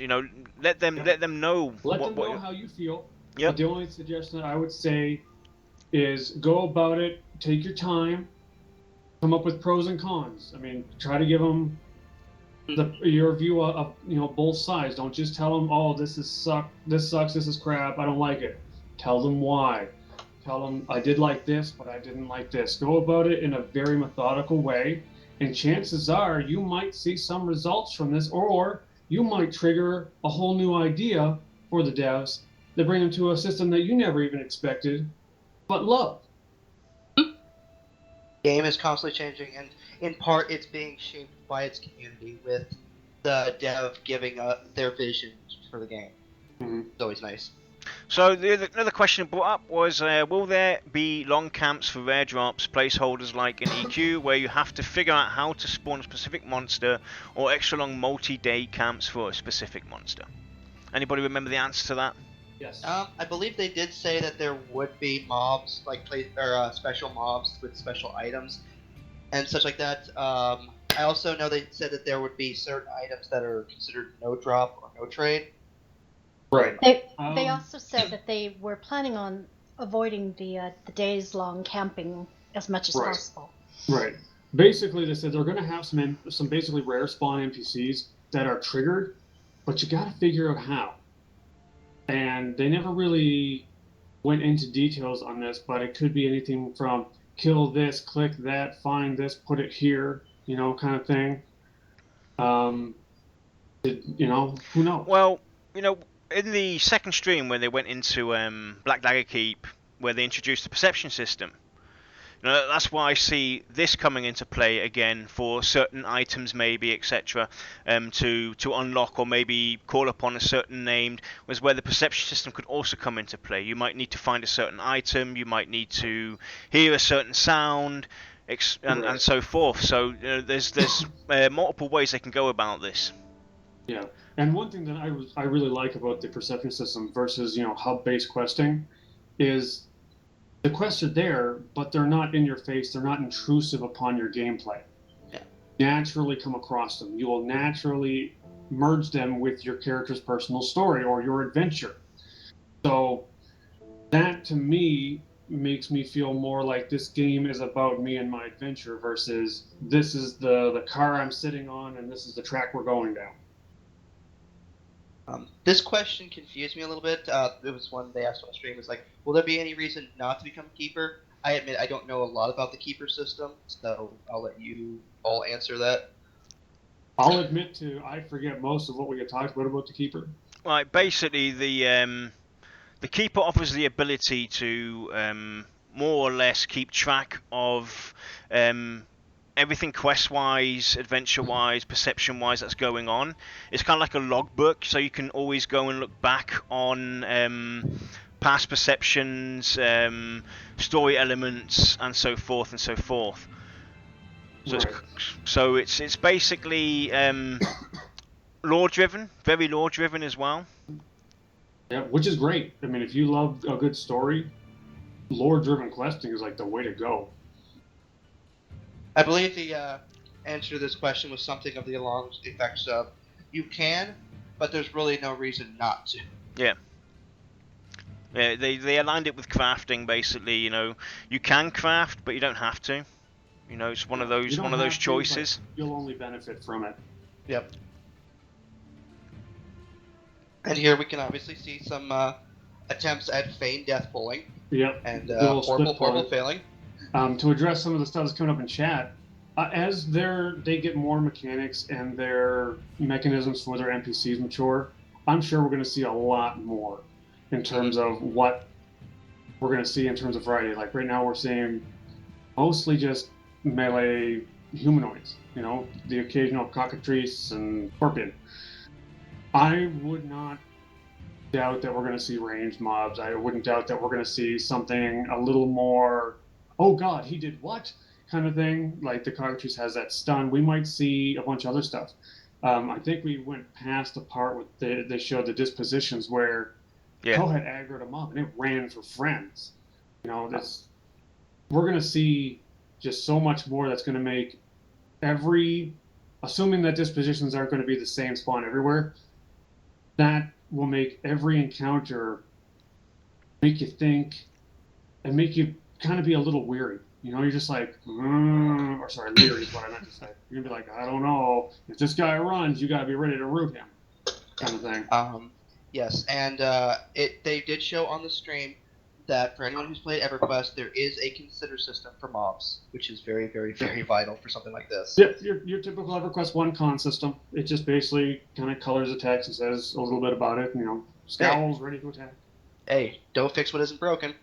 Oh, Catharsis, you had to mention Death Touch. Oh, God. So another question that was brought up as well was if you can cast on the move, or is it static casting? Is it individual depending on your race and class, etc.? I think okay. They said that there's going to be instant cast spells, so basically you will be able to cast on the move. I don't think they really had a solid answer for static casting. Like basically, you can't move. Yeah, I mean you can't move. So I mean, for anybody who's played spellcaster throughout any MMO, it's essentially not going to be any different. Like if you played WoW, if you played EQ, it's like if you're going to cast, you're pretty much stuck in one spot unless you have instant cast spells. I imagine they might come up with spells that will allow you to cast on the move, but they might do less damage as a result. But they give you a little bit more mobility. KM Kemp, to answer your question, pre-alpha testing for the VIPs, alpha testing is still set for 2017, towards the end of the year, mid time. So basically they're still on track.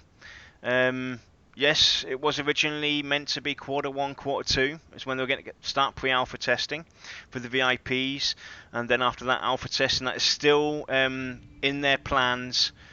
So expect testing definitely to start this year. When? We'll have to wait and see on what stage it's going to be. If alpha makes it into this year's testing or not, we'll have to see when the airtime comes. And as X-Smoker said, 2018 is most probably the best way to look at it. I'm thinking... Expect 2018. Just expect it that way. If it does get pushed, you're not going to be disappointed. Yep. I'm expecting them to get into alpha early, like late summer, early fall for private. Maybe public alpha in the wintertime, and then beta maybe summer of next year, because I imagine they're going to be dealing with the alpha and people coming into the alpha for a while. Obviously, depending on your pledge, you'll be able to actually get into the alpha. So, if you want to get into the alpha, make sure to pledge the right amount of money.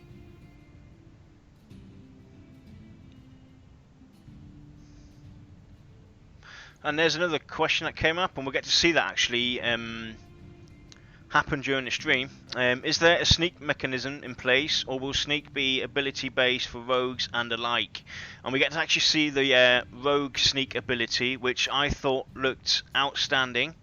I actually like the way they've improved this, and you guys want to answer that question? No, nobody does.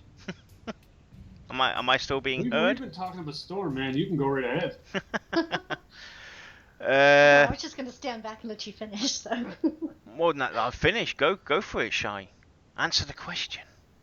Well, I mean, all they really said was that there is a sneak mechanism in place, and definitely the rogues have it because he did it, and they don't. They're not. They're still working on if it might be used for other classes.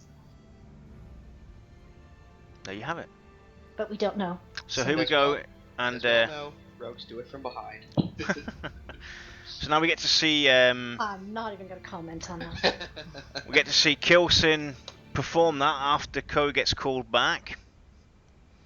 Ko wants to carry on pulling. He's in action, and he gets called back. And now we see this awesome transition from now you see me, now you don't. And it looks pretty amazing. I have to say, I admit, I really like the way that effect came along. It's a very interesting half-visible effect. I mean, I really do like it. It's more like a little bit of a shrouding. I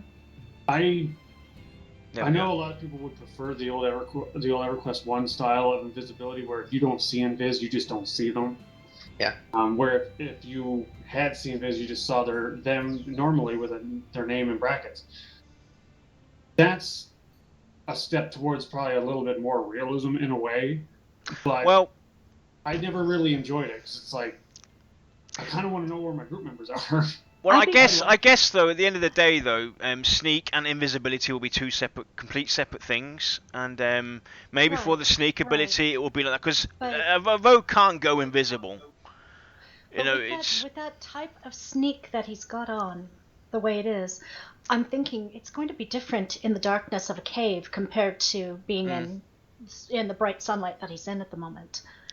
And here's where Joppa goes to commit suicide and almost gets the whole entire group killed. That's what he does best, though. He's good at it. Yep. Which, of course, healer going first. Brilliant idea. You have a rogue. Why the rogue going first? Kilsin was playing a elf. Their first iteration at elf race. It's not final. It's not been worked on. It's just something they whipped together. Yeah. Now they said on the stream that these mobs that they're fighting are a little bit tougher than the ones they had been fighting. They had to be more careful with them.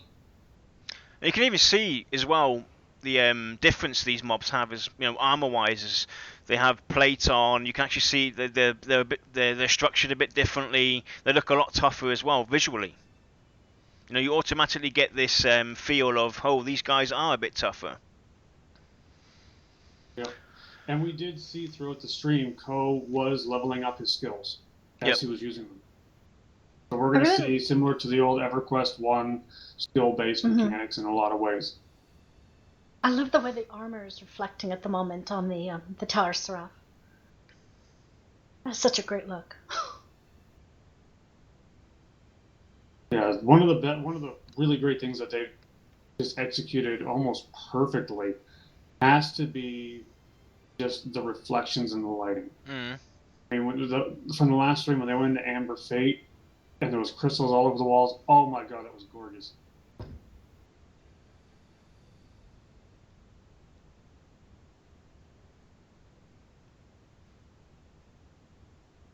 So here's another question in chat. Maybe one of you guys can answer. From KM Kemp.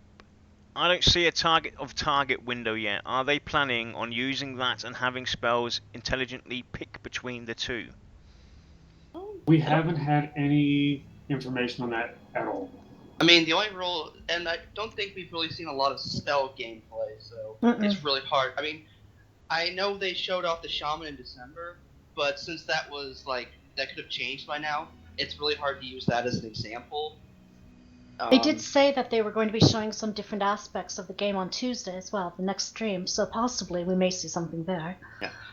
I mean, with this, I don't see, I guess there is the offensive target up at the top right, so maybe Spellcaster will have something similar. It's hard to say right now. They had said in the past, going from the old streams, that you could have a choice of an offensive target and a defensive target, like very nice for healers. But I don't know if that's still the same. I'd say for right now, I would say assume so, but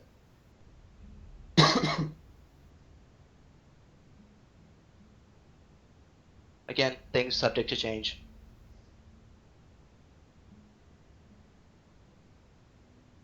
Can you train? Do mobs chase you forever?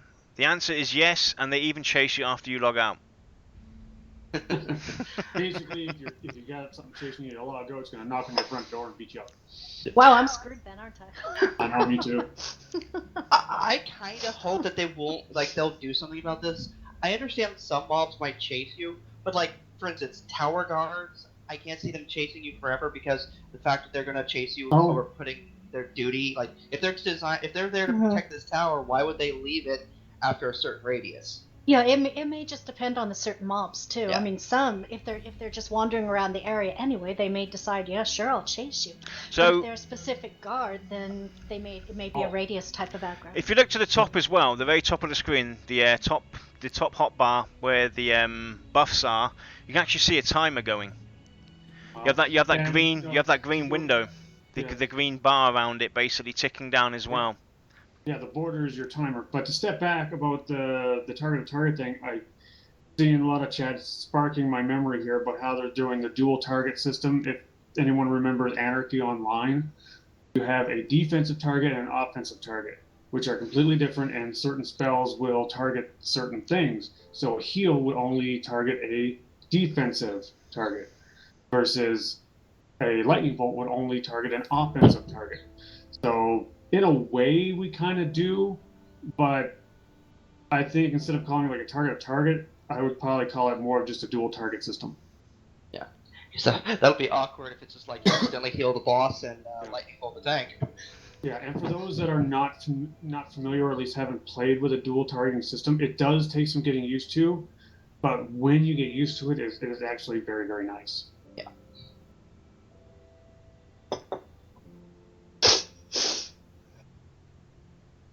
And again, you can see on screen that they're just ever so slowly just chipping away at the mobs that are in this, and I believe this is when they go to try and actually get the named mob. Yep. And Asmodeus, Vanguard did have that same targeting, so I think there's a halfway decent chance we make it something similar since this is by the same creators. Yeah. Yep. My request career ended at Omens of War or Gates of Discord. I don't even remember anymore. So it was before that they brought that in. And obviously you can see they were partially successful in getting one of the mobs and the name mob, but I think here's where the name mob actually chases after the mob, and their stance on training was basically, if it happens, it happens, but if it is being exploited to grief people, then basically like a GM or a guide or something like that will step in. Obviously, you'd probably have to contact them about it first. I imagine a lot of things they're going to leave vague so that players can decide, like the whole camping thing. I could see them eventually deciding to let players create their own rules and such, player run economy, stuff like that. Power to the players. Will monks have a weight limit for AC like in EQ1? I don't think they said anything about it, so... I'm sorry, I completely zoned out on that one. Well, monks have weight restriction on AC like in EQ1. Yeah. They said basically don't be surprised if they do. Yeah, because I don't think they really said much. Well, that was one of the fun things about a monk. I mean, you had very limited space, because the more you carried, the less your AC went, and some monks did end up taking hits quite a bit, even when you're pulling. Yeah. So it was a unique challenge to playing that class. And although the convenience of not having that would make things a lot easier for a lot of people, me included, I think it would be missing an awful lot of that original monk feel if they didn't.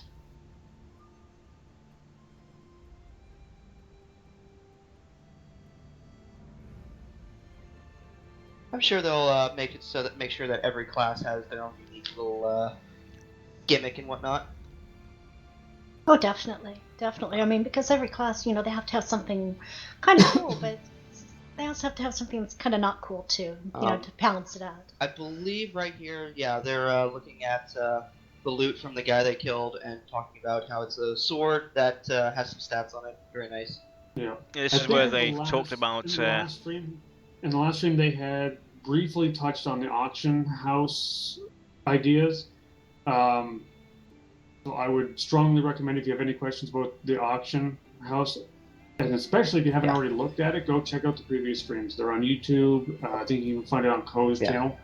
But yeah, see here, this is where they're talking about the Coh was wondering if monks were able to use swords, like how you can determine. Like, they didn't really answer this too well, like what the reds mean for damage and such. Like, but obviously he wasn't able to equip that sword. You can even see at the left it says, monks can't be used on monks. Yeah, but I don't think they really explained like what all of the the red damage means and such. But no, I don't believe they touched on any of the damage really. But like those tooltips are just very basic. They're templates for the developers to make sure that things are coming up right in the database, more or less. And I'm sure a lot of the details are actually turned off for the stream, because no one wants to see stuff like item ID and all this other stuff.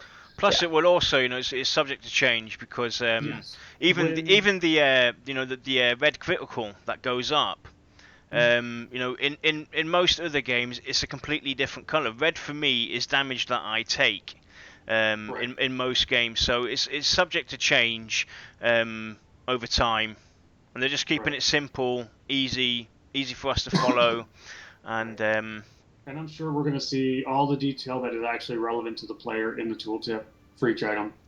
And Osmodeus, I am with you 100% on that. It's very nice itemization. Everything is very basic. There is tons of room for expansion without what I call item bloat or stat bloat, where you're just... And there you can see Kilson showing off, roaming the top, walking on the edge. Yeah. Frogs are, they have not said much about auction houses and what they're going to do with that.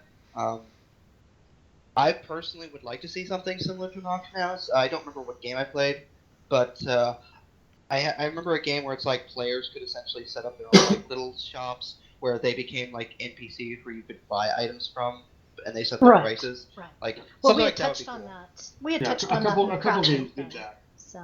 I believe from the last stream, their official stance is they're not going for a global. At least at this time, they're not considering a global auction house, more of a local. Honestly, I love the old school EverQuest East Commons tunnel system. Calithan. And if you guys ever want to find out more about Pantheon, we, the Voice of Terminus, have covered a huge amount of topics regarding Pantheon as well. So I'm going to go and link our YouTube channel for you guys out there that haven't been following us or seen us yet. There's a ton of shows on there covering all kinds of stuff.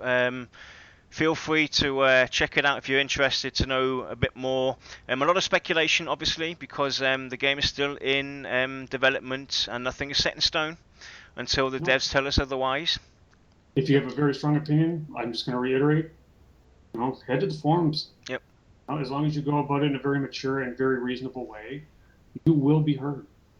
And I will actually link the forums in chat for anybody who actually wants to go and get out the torches and pitchforks early. There we go. He's so prepared. Look at him. Someone's trying to look good. Hey, it's my first stream. I might as well, look at least somewhat professional. I'm just sitting here going, huh? What? Okay. I know, I'm just kind of sitting back going, well, he's doing it. Go for it. Makes my job easier. I just sit back and push the buttons where needed. You always push buttons, though, Yarn. Well, we could always end this with me insulting you all, but that just seems so uncivilized. What am I, a filthy gnome or something? Yeah. And I probably annoyed some gnome people out there. I'm the first person that'll actually go and eat a halfling, but I'm the last person that's going to be like, the gnomes in this game are filthy. The gnomes in this game are freaking awesome. Zathras, can you do us a favour as well? Is link our Discord. If anybody wants to chat with us, talk Pantheon, discuss more of the good and the bad or whatever, link our Discord and feel free to jump in and chat with us. And if anybody ever wants to come in, chime in, talk, on next Tuesday, for instance, next Tuesday is the next stream, part 2, where they go and explore the depths of the Mad Magician's Tower. If you want to come and join us after the stream and talk about what you saw, what you liked, what you disliked, you're welcome to join us in TeamSpeak and chime in.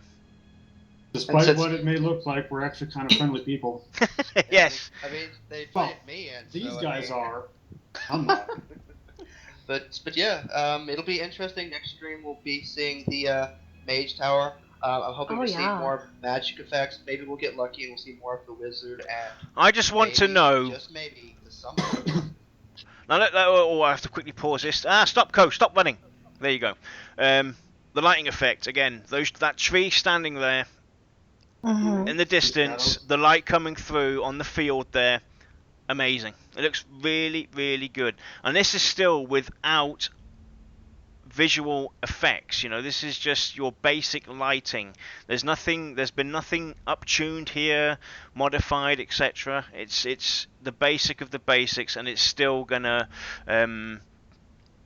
change over time. Yeah.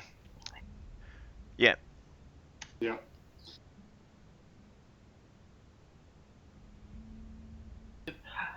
They're definitely improving. I look forward to seeing more of what they're doing. I'm definitely looking forward to seeing more out of the classes. And to finish my thought, I hope that when they go into this tower, that this tower has multiple levels to go up. You go up and you're in the first floor. We're gonna see a very vertical area. I have a feeling because it is a tower. And I'm hoping that it has a basement area. That would be I just really do wish they have levels in it. Well, if it's a floors over floors over floors, instead of something that you just go up to the very top and then you're at the Mad Magician's Tower, which we've seen happen in multiple games, where you see this structure of awesomeness, and you find out when you get closer that all you can do is wander up the outside, up some steps, and then you got one building to go in or one area to go in, and that's it. You're done. Yeah. Yeah. Going off what we saw on last stream, Amber Fate. Mm-hmm. I think we're going to be very pleased with what we see from the Reckless Magician's Tower. Yep. All I'm going to do is I'm going to sit patiently. So, another question was, will travel be more like EQ with boat rides and on foot travel, or teleportation based? More on the means of long distance travel. Yeah. And they basically said that they're still working on it, but they don't want travel to feel monotonous, boring. Yep. But they want it to not feel like the world is so small that you can get anywhere within 15 minutes. So it has to be big enough to accommodate your traveling can turn into an adventure, but not so far that you fall asleep at your keyboard. Something that they were talking about doing at the higher end levels was having mounts, but they're still discussing that. So. I'm pretty much guessing that they might have like in EverQuest, wizards and druids will be able to teleport people around. So. And then we can see the dance off between Kilson and Co. I personally think that Co did absolutely amazing with the dance off. Yep. Yep. I'll give the points to Co. Co, you won that dance off. And again, he did a fantastic job with the devs. Oh no, Kilson's really rocking it. Yeah, it was a very well executed stream, which is nothing. You would expect nothing less from CohhCarnage. Yep. I mean, as far as Twitch streamers are concerned, the man's a legend. If you are a person who enjoys very good quality streams with a very good community, go check him out. And good interaction as well. He's very observant observing of the community. He engages you in chat and everything, so definitely check him out. Yep. And of course, one last look at all of the different characters that the stream was about. But the last view of that beautiful scenery. The monks staring into your soul. I was fairly shocked, though, to be honest, when they said, "Right, that's all we have time for." I was like, "What?" Well, to be fair, they did say early on that they were trying to 45 minutes. Things. Yeah, actually, it was about an hour and a half. But yeah, so they went way over. So I was like, yay! I must have missed that. I must have missed that part where they talked about 45 minutes. They were saying that, it's going to be 45 minutes, and everyone was all, no! Yeah. I mean, they probably had things that they have to do, but yep. Next stream they'll be going to the Reckless Mages Tower. Things I want to see, and I'm going to be doing this as a checklist. Or it's not a proper mage tower if they don't have these things. Floors upon floors, each floor having various monstrosities that the mage has tried to summon. A basement full of nastiness. Basement, yes. Libraries just stocked full of books. Maybe kind of like a teleportation system to each floor. Crazy mage, gloating at the adventurers as they travel through. Though that's possible. I'm not going to judge them if that's not there. Possibly flying books because, hey, mage. Creatures that have been summoned, obviously, like I said. Anything else anyone would like to see in this tower? Michael Jackson will live on forever, Yes. Oh, yeah. No, zombie I would really like to see in the basement labyrinth. Yeah. I would like to possibly see some hidden passageways in the tower. Like to see a laboratory down there as well. So let's go and quickly take a look at, whoops, there we go, some of the details on the items, the clothing, the armor, etc. for the individual classes. You can see the shield here. You can see it's got a metallic look to it, so they've taken that into account. You can see the leather garments that he's wearing, and the malice he has looks amazing. I would love to have that and just beat somebody down. The shield actually looks like it's got some wear on it. I like the weapon. The weapon looks really, really nice. And even the plate armor looks like it's plate armor. It actually has that feel to it. Just ignore the wolf model. It'll be changed. I'm telling myself it's a placeholder. And then we have Greeny Weenie with his 2 fire blades. Well, that's a Brad thing, though. He's got to have a sword of fire. Well, yeah, Brad without flaming swords is like. And there we can see. And then we can see the intricate detail to the armor as well. The carvings in the armor coming to detail. Yeah, he's just Krog. He's just channeling Krog Man, dude. I mean, what do you expect? Everyone gets that reference. I'm sorry, what was it? I said if he's just channeling Krog Man, dude, in the flaming sword of fire. Is that a goatee that Coulson is trying to represent there? Quite possible. Actually, it could be a tattoo, possibly, because it looks like there's tattoos on the sides. Yep. Yeah.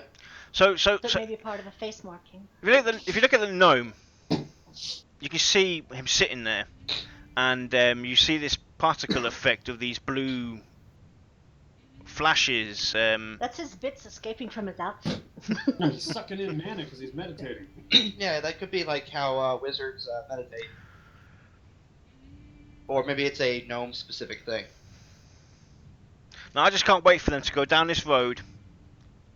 I would like to actually see the visual change actually come to life. So the closer you get, the more it comes visible. I would like to actually see how that works as well. And the clouds over the top look amazing. Yeah, that's actually something that's really neat because the fact that usually games don't put that much effort on skyboxes, so they're doing a really good job with it. Sleepy Boy, this is actually the stream from about 4 hours ago. Yep. It's been 4 hours already. Oh my word. Before we call it a day, you might want to reiterate the next stream time. Yep. So the next stream time is Tuesday, the 2nd of May, 11 Pacific, 2 p.m. Eastern, I think was what they said. Central? Eastern? Help me out. Yep. American times. It's 11. Okay. I'm in Seattle. It's I've got Pacific 11. down. I believe it's 11 PST because it's going to be 2 o'clock my time and I'm in Florida. So. Okay, Well, so no, there you I'm go. in Seattle, so it's I was 11 right. p.m. I was right. 2 p.m. Eastern and 11 Pacific. Mhm. And 8 o'clock GMT +1. 7 o'clock in the UK for everybody out there in Europe. Yeah. What's one good thing that we each think that they did well with this stream? Good question. Oh, That's a good graphics. question. The graphics have improved. The environment. Me, I'm biased. That familiar. That's gonna be my answer. I'm sorry. Like the entire stream, that familiar kind of just like. I mean, the wizard in me was just like, wizard familiar. I'm done. But you can't beat that. I'm sorry. I'm an eye candy person. I've always loved the environment stuff, and this makes me happy to see like the light shining through the trees and the grass blowing in the breeze. I mean, it makes me happy. And again, a quick shout out to CohhCarnage for doing a fantastic job again. Yep. And doing justice to Pantheon. Yep, we're looking forward to next Tuesday. And for me, like, I'm the same with Shy. For me, it's all about everything else. That's not character, combat, or anything. I'm always looking everywhere else apart from what I'm actually meant to be doing. So that was the visualization of the world itself. Certain key points where you enter tight areas and then you come out of there and you see the vast majority of space ahead of you.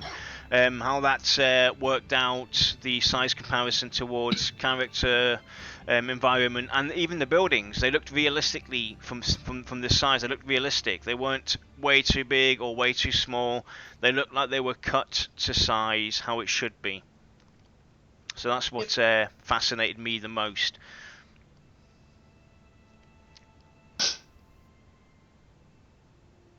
Think there's anything they could improve on the game as it stands right now? Obviously, there's a lot, but one thing you think they could think of? The dog.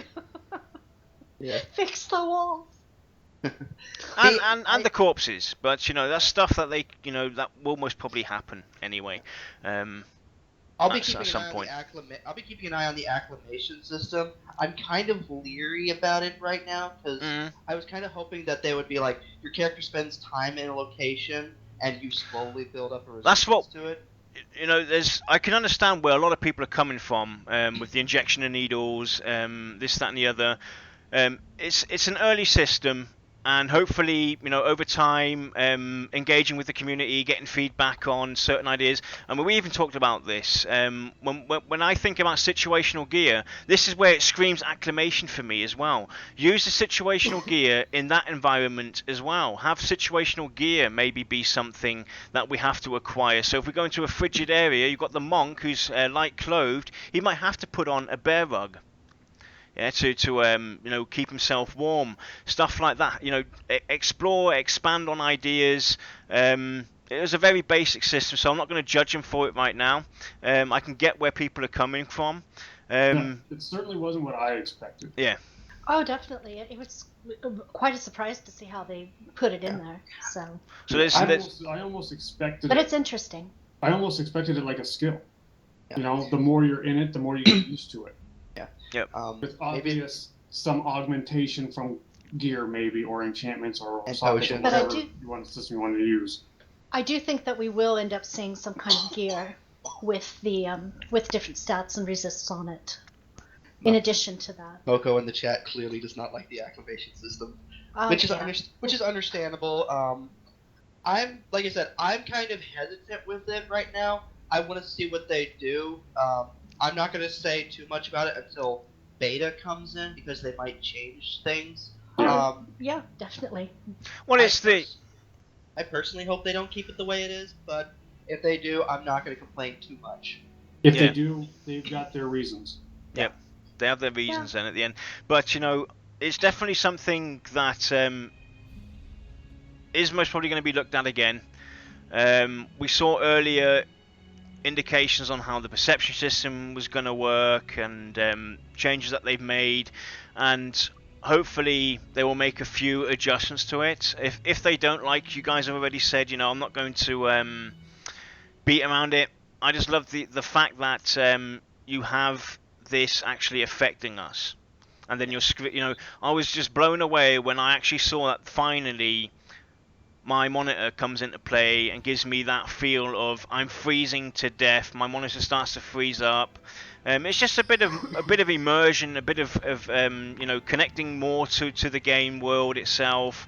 It's fluff for most people out there, but for me, this is what I expect of an MMO. Immense immersion. Bring me into it. Make me live and die the game as if I'm actually in this world, accomplishing something, going on an adventure, and telling my story. And this just adds to that feeling. Yeah, in terms of the Acclimation system, I'm more excited about the border of your screen. Yeah. Just because it pulls me in. It makes me feel like, oh god, I'm freezing. Like, will they keep the injections? Will they not? Honestly, right now, it's hard to say. I mean, I can understand why they're doing it. I mean, it's easier for other people because, let's face it, I haven't played all MMOs out there, so I could be wrong. But they're like, this is a whole new thing where the environment actually affects you to some degree in the game. So this might be something that they have to test out, muddy the waters with, see how it goes, get feedback, obviously. Mm-hmm. That's how it goes. Exactly. Go to the forums. Voice the concerns. Bring ideas, thoughts, pros, cons to the discussion. Give them some sort of feedback. And I'm guessing that this is something they basically wanted to show off as soon as possible. And it's an early test system. I'm pretty sure it will change to some point. Yeah, I mean, I am a software developer. I've had more often than not had to put things into a piece of software just to see if the client even likes it. More often than not, like, no, I don't like it. Okay, well then let's see, what did you like? Because that way I know what direction to go, what to avoid, It could be a simple case of that. I mean, I really wouldn't put it past them. So, yeah, the only thing that can be said is go to the forums. Well, this gives us also the opportunity to, even bring this up on one of our shows. I think we'll get that down as soon as possible. So expect us to talk a bit more about the Acclimation system and speculate on some of the ideas that they could possibly bring in to have options available to them, alternatives. So we'll definitely do a show for Acclimation. I think that deserves that much at least. So we'll definitely get a show for June, and I'll jot that down after we finish the stream here so that we don't forget. And if you want to chime in, once again, you're invited. Anybody's invited to chime in and voice their ideas, concerns, etc. And I've again linked the Pantheon forums for anybody who wishes to go there, sign up, voice your complaints, your comments, concerns. Just try to avoid the death threats right now. We're in alpha, not beta. That you wait till beta, then you can. We're not even in alpha. We're pre-alpha. Oh yeah, sorry. Yeah. Pre-alpha. But either way, you still wait for beta before the death threats. Yeah, I mean, really, if you've got concerns, go to the forums. Yeah, we're not saying That's that the best your place to do it. concerns are not valid, because everybody's concerns are valid. Mm-hmm. But look at it from VR's perspective. They're not going to be able to please everybody. There's no way. It's impossible. Yep. And there might be some give and take with this system. There might not be. Then it's up to you to determine if this is something you can live with or not. Yep. Me, I'm willing to give them a chance. Obviously, this is still a game that's being built. They're doing a really good job from what I've seen. I mean, like I said, I've just found out about this game about 2 weeks ago, and it drew me in, and I've been a WoW player for years, so it's got to be doing something right. Yep. And I would honestly say there is no one single selling point to Pantheon. No. There are many aspects of the game that will appeal to Right. many different people, many different style of gamers. Yep. And it's up to you to choose what is your selling point for this game. Although, if you're coming into this game expecting player housing right off the bat, then I'm sorry, but they've said that that's going to be a while. So if player housing is what you're really here for, well... Go find a nice little cave out in the wilderness and be like, this is my home. Yeah. Well, on that note, Novel, I wish I can hit the fast forward button and move this game along. We could most probably see that now, since again, Series A funding has been completed. So now we can maybe see a faster movement forward now that they have accomplished the funding that they need to put everything in its place and get the ball moving forward. So yes, congratulations VR for that. Yes, hats off. Job well done. Yep. The only thing I can say to fans out there to help them move forward, I mean, seriously, connect with them on Facebook, on Twitter, on their forums, on Twitch when they're there. Give them honest feedback. Don't be malicious about it. You know, so many people in this day and age get really worked up about really nothing, and it doesn't help at all. You know. But you're saying my opinions are not 100% accurate, no matter what anyone else says. They're valid to you. But yeah, and round of applause to VR for a great stream and doing really well on Pantheon. And a quick shout out to Martini, who is doing a pledge giveaway for a $100 package for Pantheon. I'm going to link the tweet here. You have roughly about a week and a half to enter to have the chance to win a $100 Pantheon MMO pledge package. So if you haven't pledged yet, or you have, you know, there's no chance of you. There's nothing to lose, basically. You know, it's a chance to win. Yep, exactly. 2 copies of the game. I think that covers alpha access, beta access. So early game name reservation, additional character slots in it. Yep. Well, I mean, names tend to fill up really fast, especially considering what last I saw there was like, I mean, heck, that stream had 8,600 people. I mean, that's pretty nice. Oh yeah.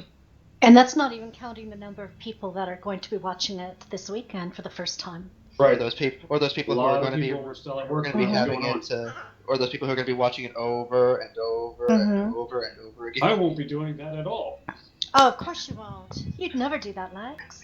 Ooh. I'm not going to have it on my phone, and my desktop, and my laptop. Nope. And listening to it as a podcast while you try to sleep.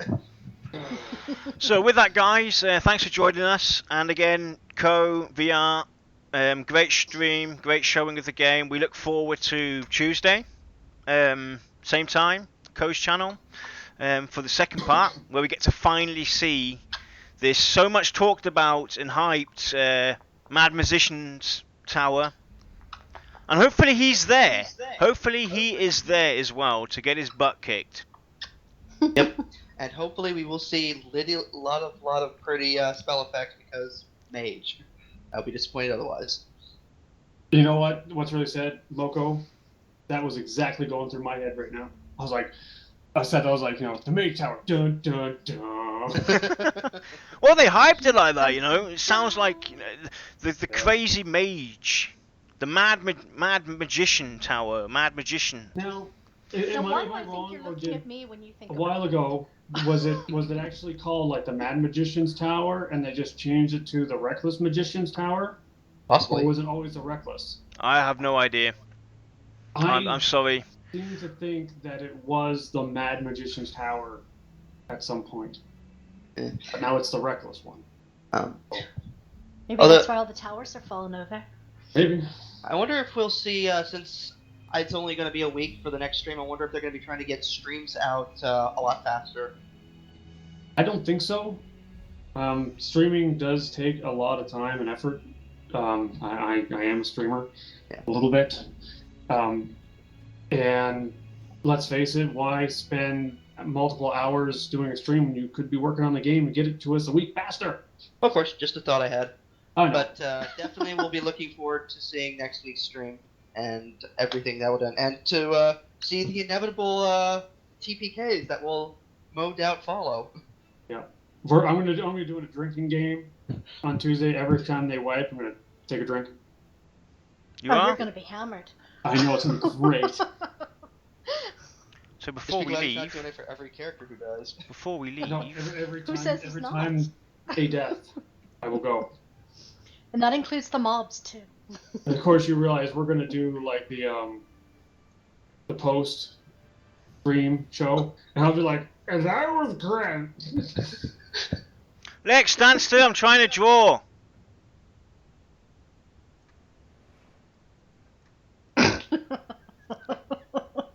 There, now I'm beautiful. We don't judge. With that, guys, I think we'll call it for today. Thanks for joining us again. Yes. Anyway, next Tuesday as well, we will be covering the stream after it's been streamed out. Time to follow. We don't know if we're gonna, do it earlier, depending on how long they go. But I expect around 4 p.m. ish is when we will launch the show again and cover the second part of Yay! the stream. Yep. And I'll leave it with saying, guys, thank you so much for joining us today. Yep. Thank you so much for sharing the stream with us. Thank you for giving your opinions. It goes a long way, even though we are not associated with VR, Pantheon, or Co. in any way, shape, or form. It's nice to see this kind of community forming already. Yep. Like, we're not associated with them, but if they wanted us to be associated with them... Well, that's a different story. So with that, guys, take care, and we'll see you all on Tuesday. I can't wait. Yep, Bye. thanks for See having you me. there. Yep, See ya. take care, all.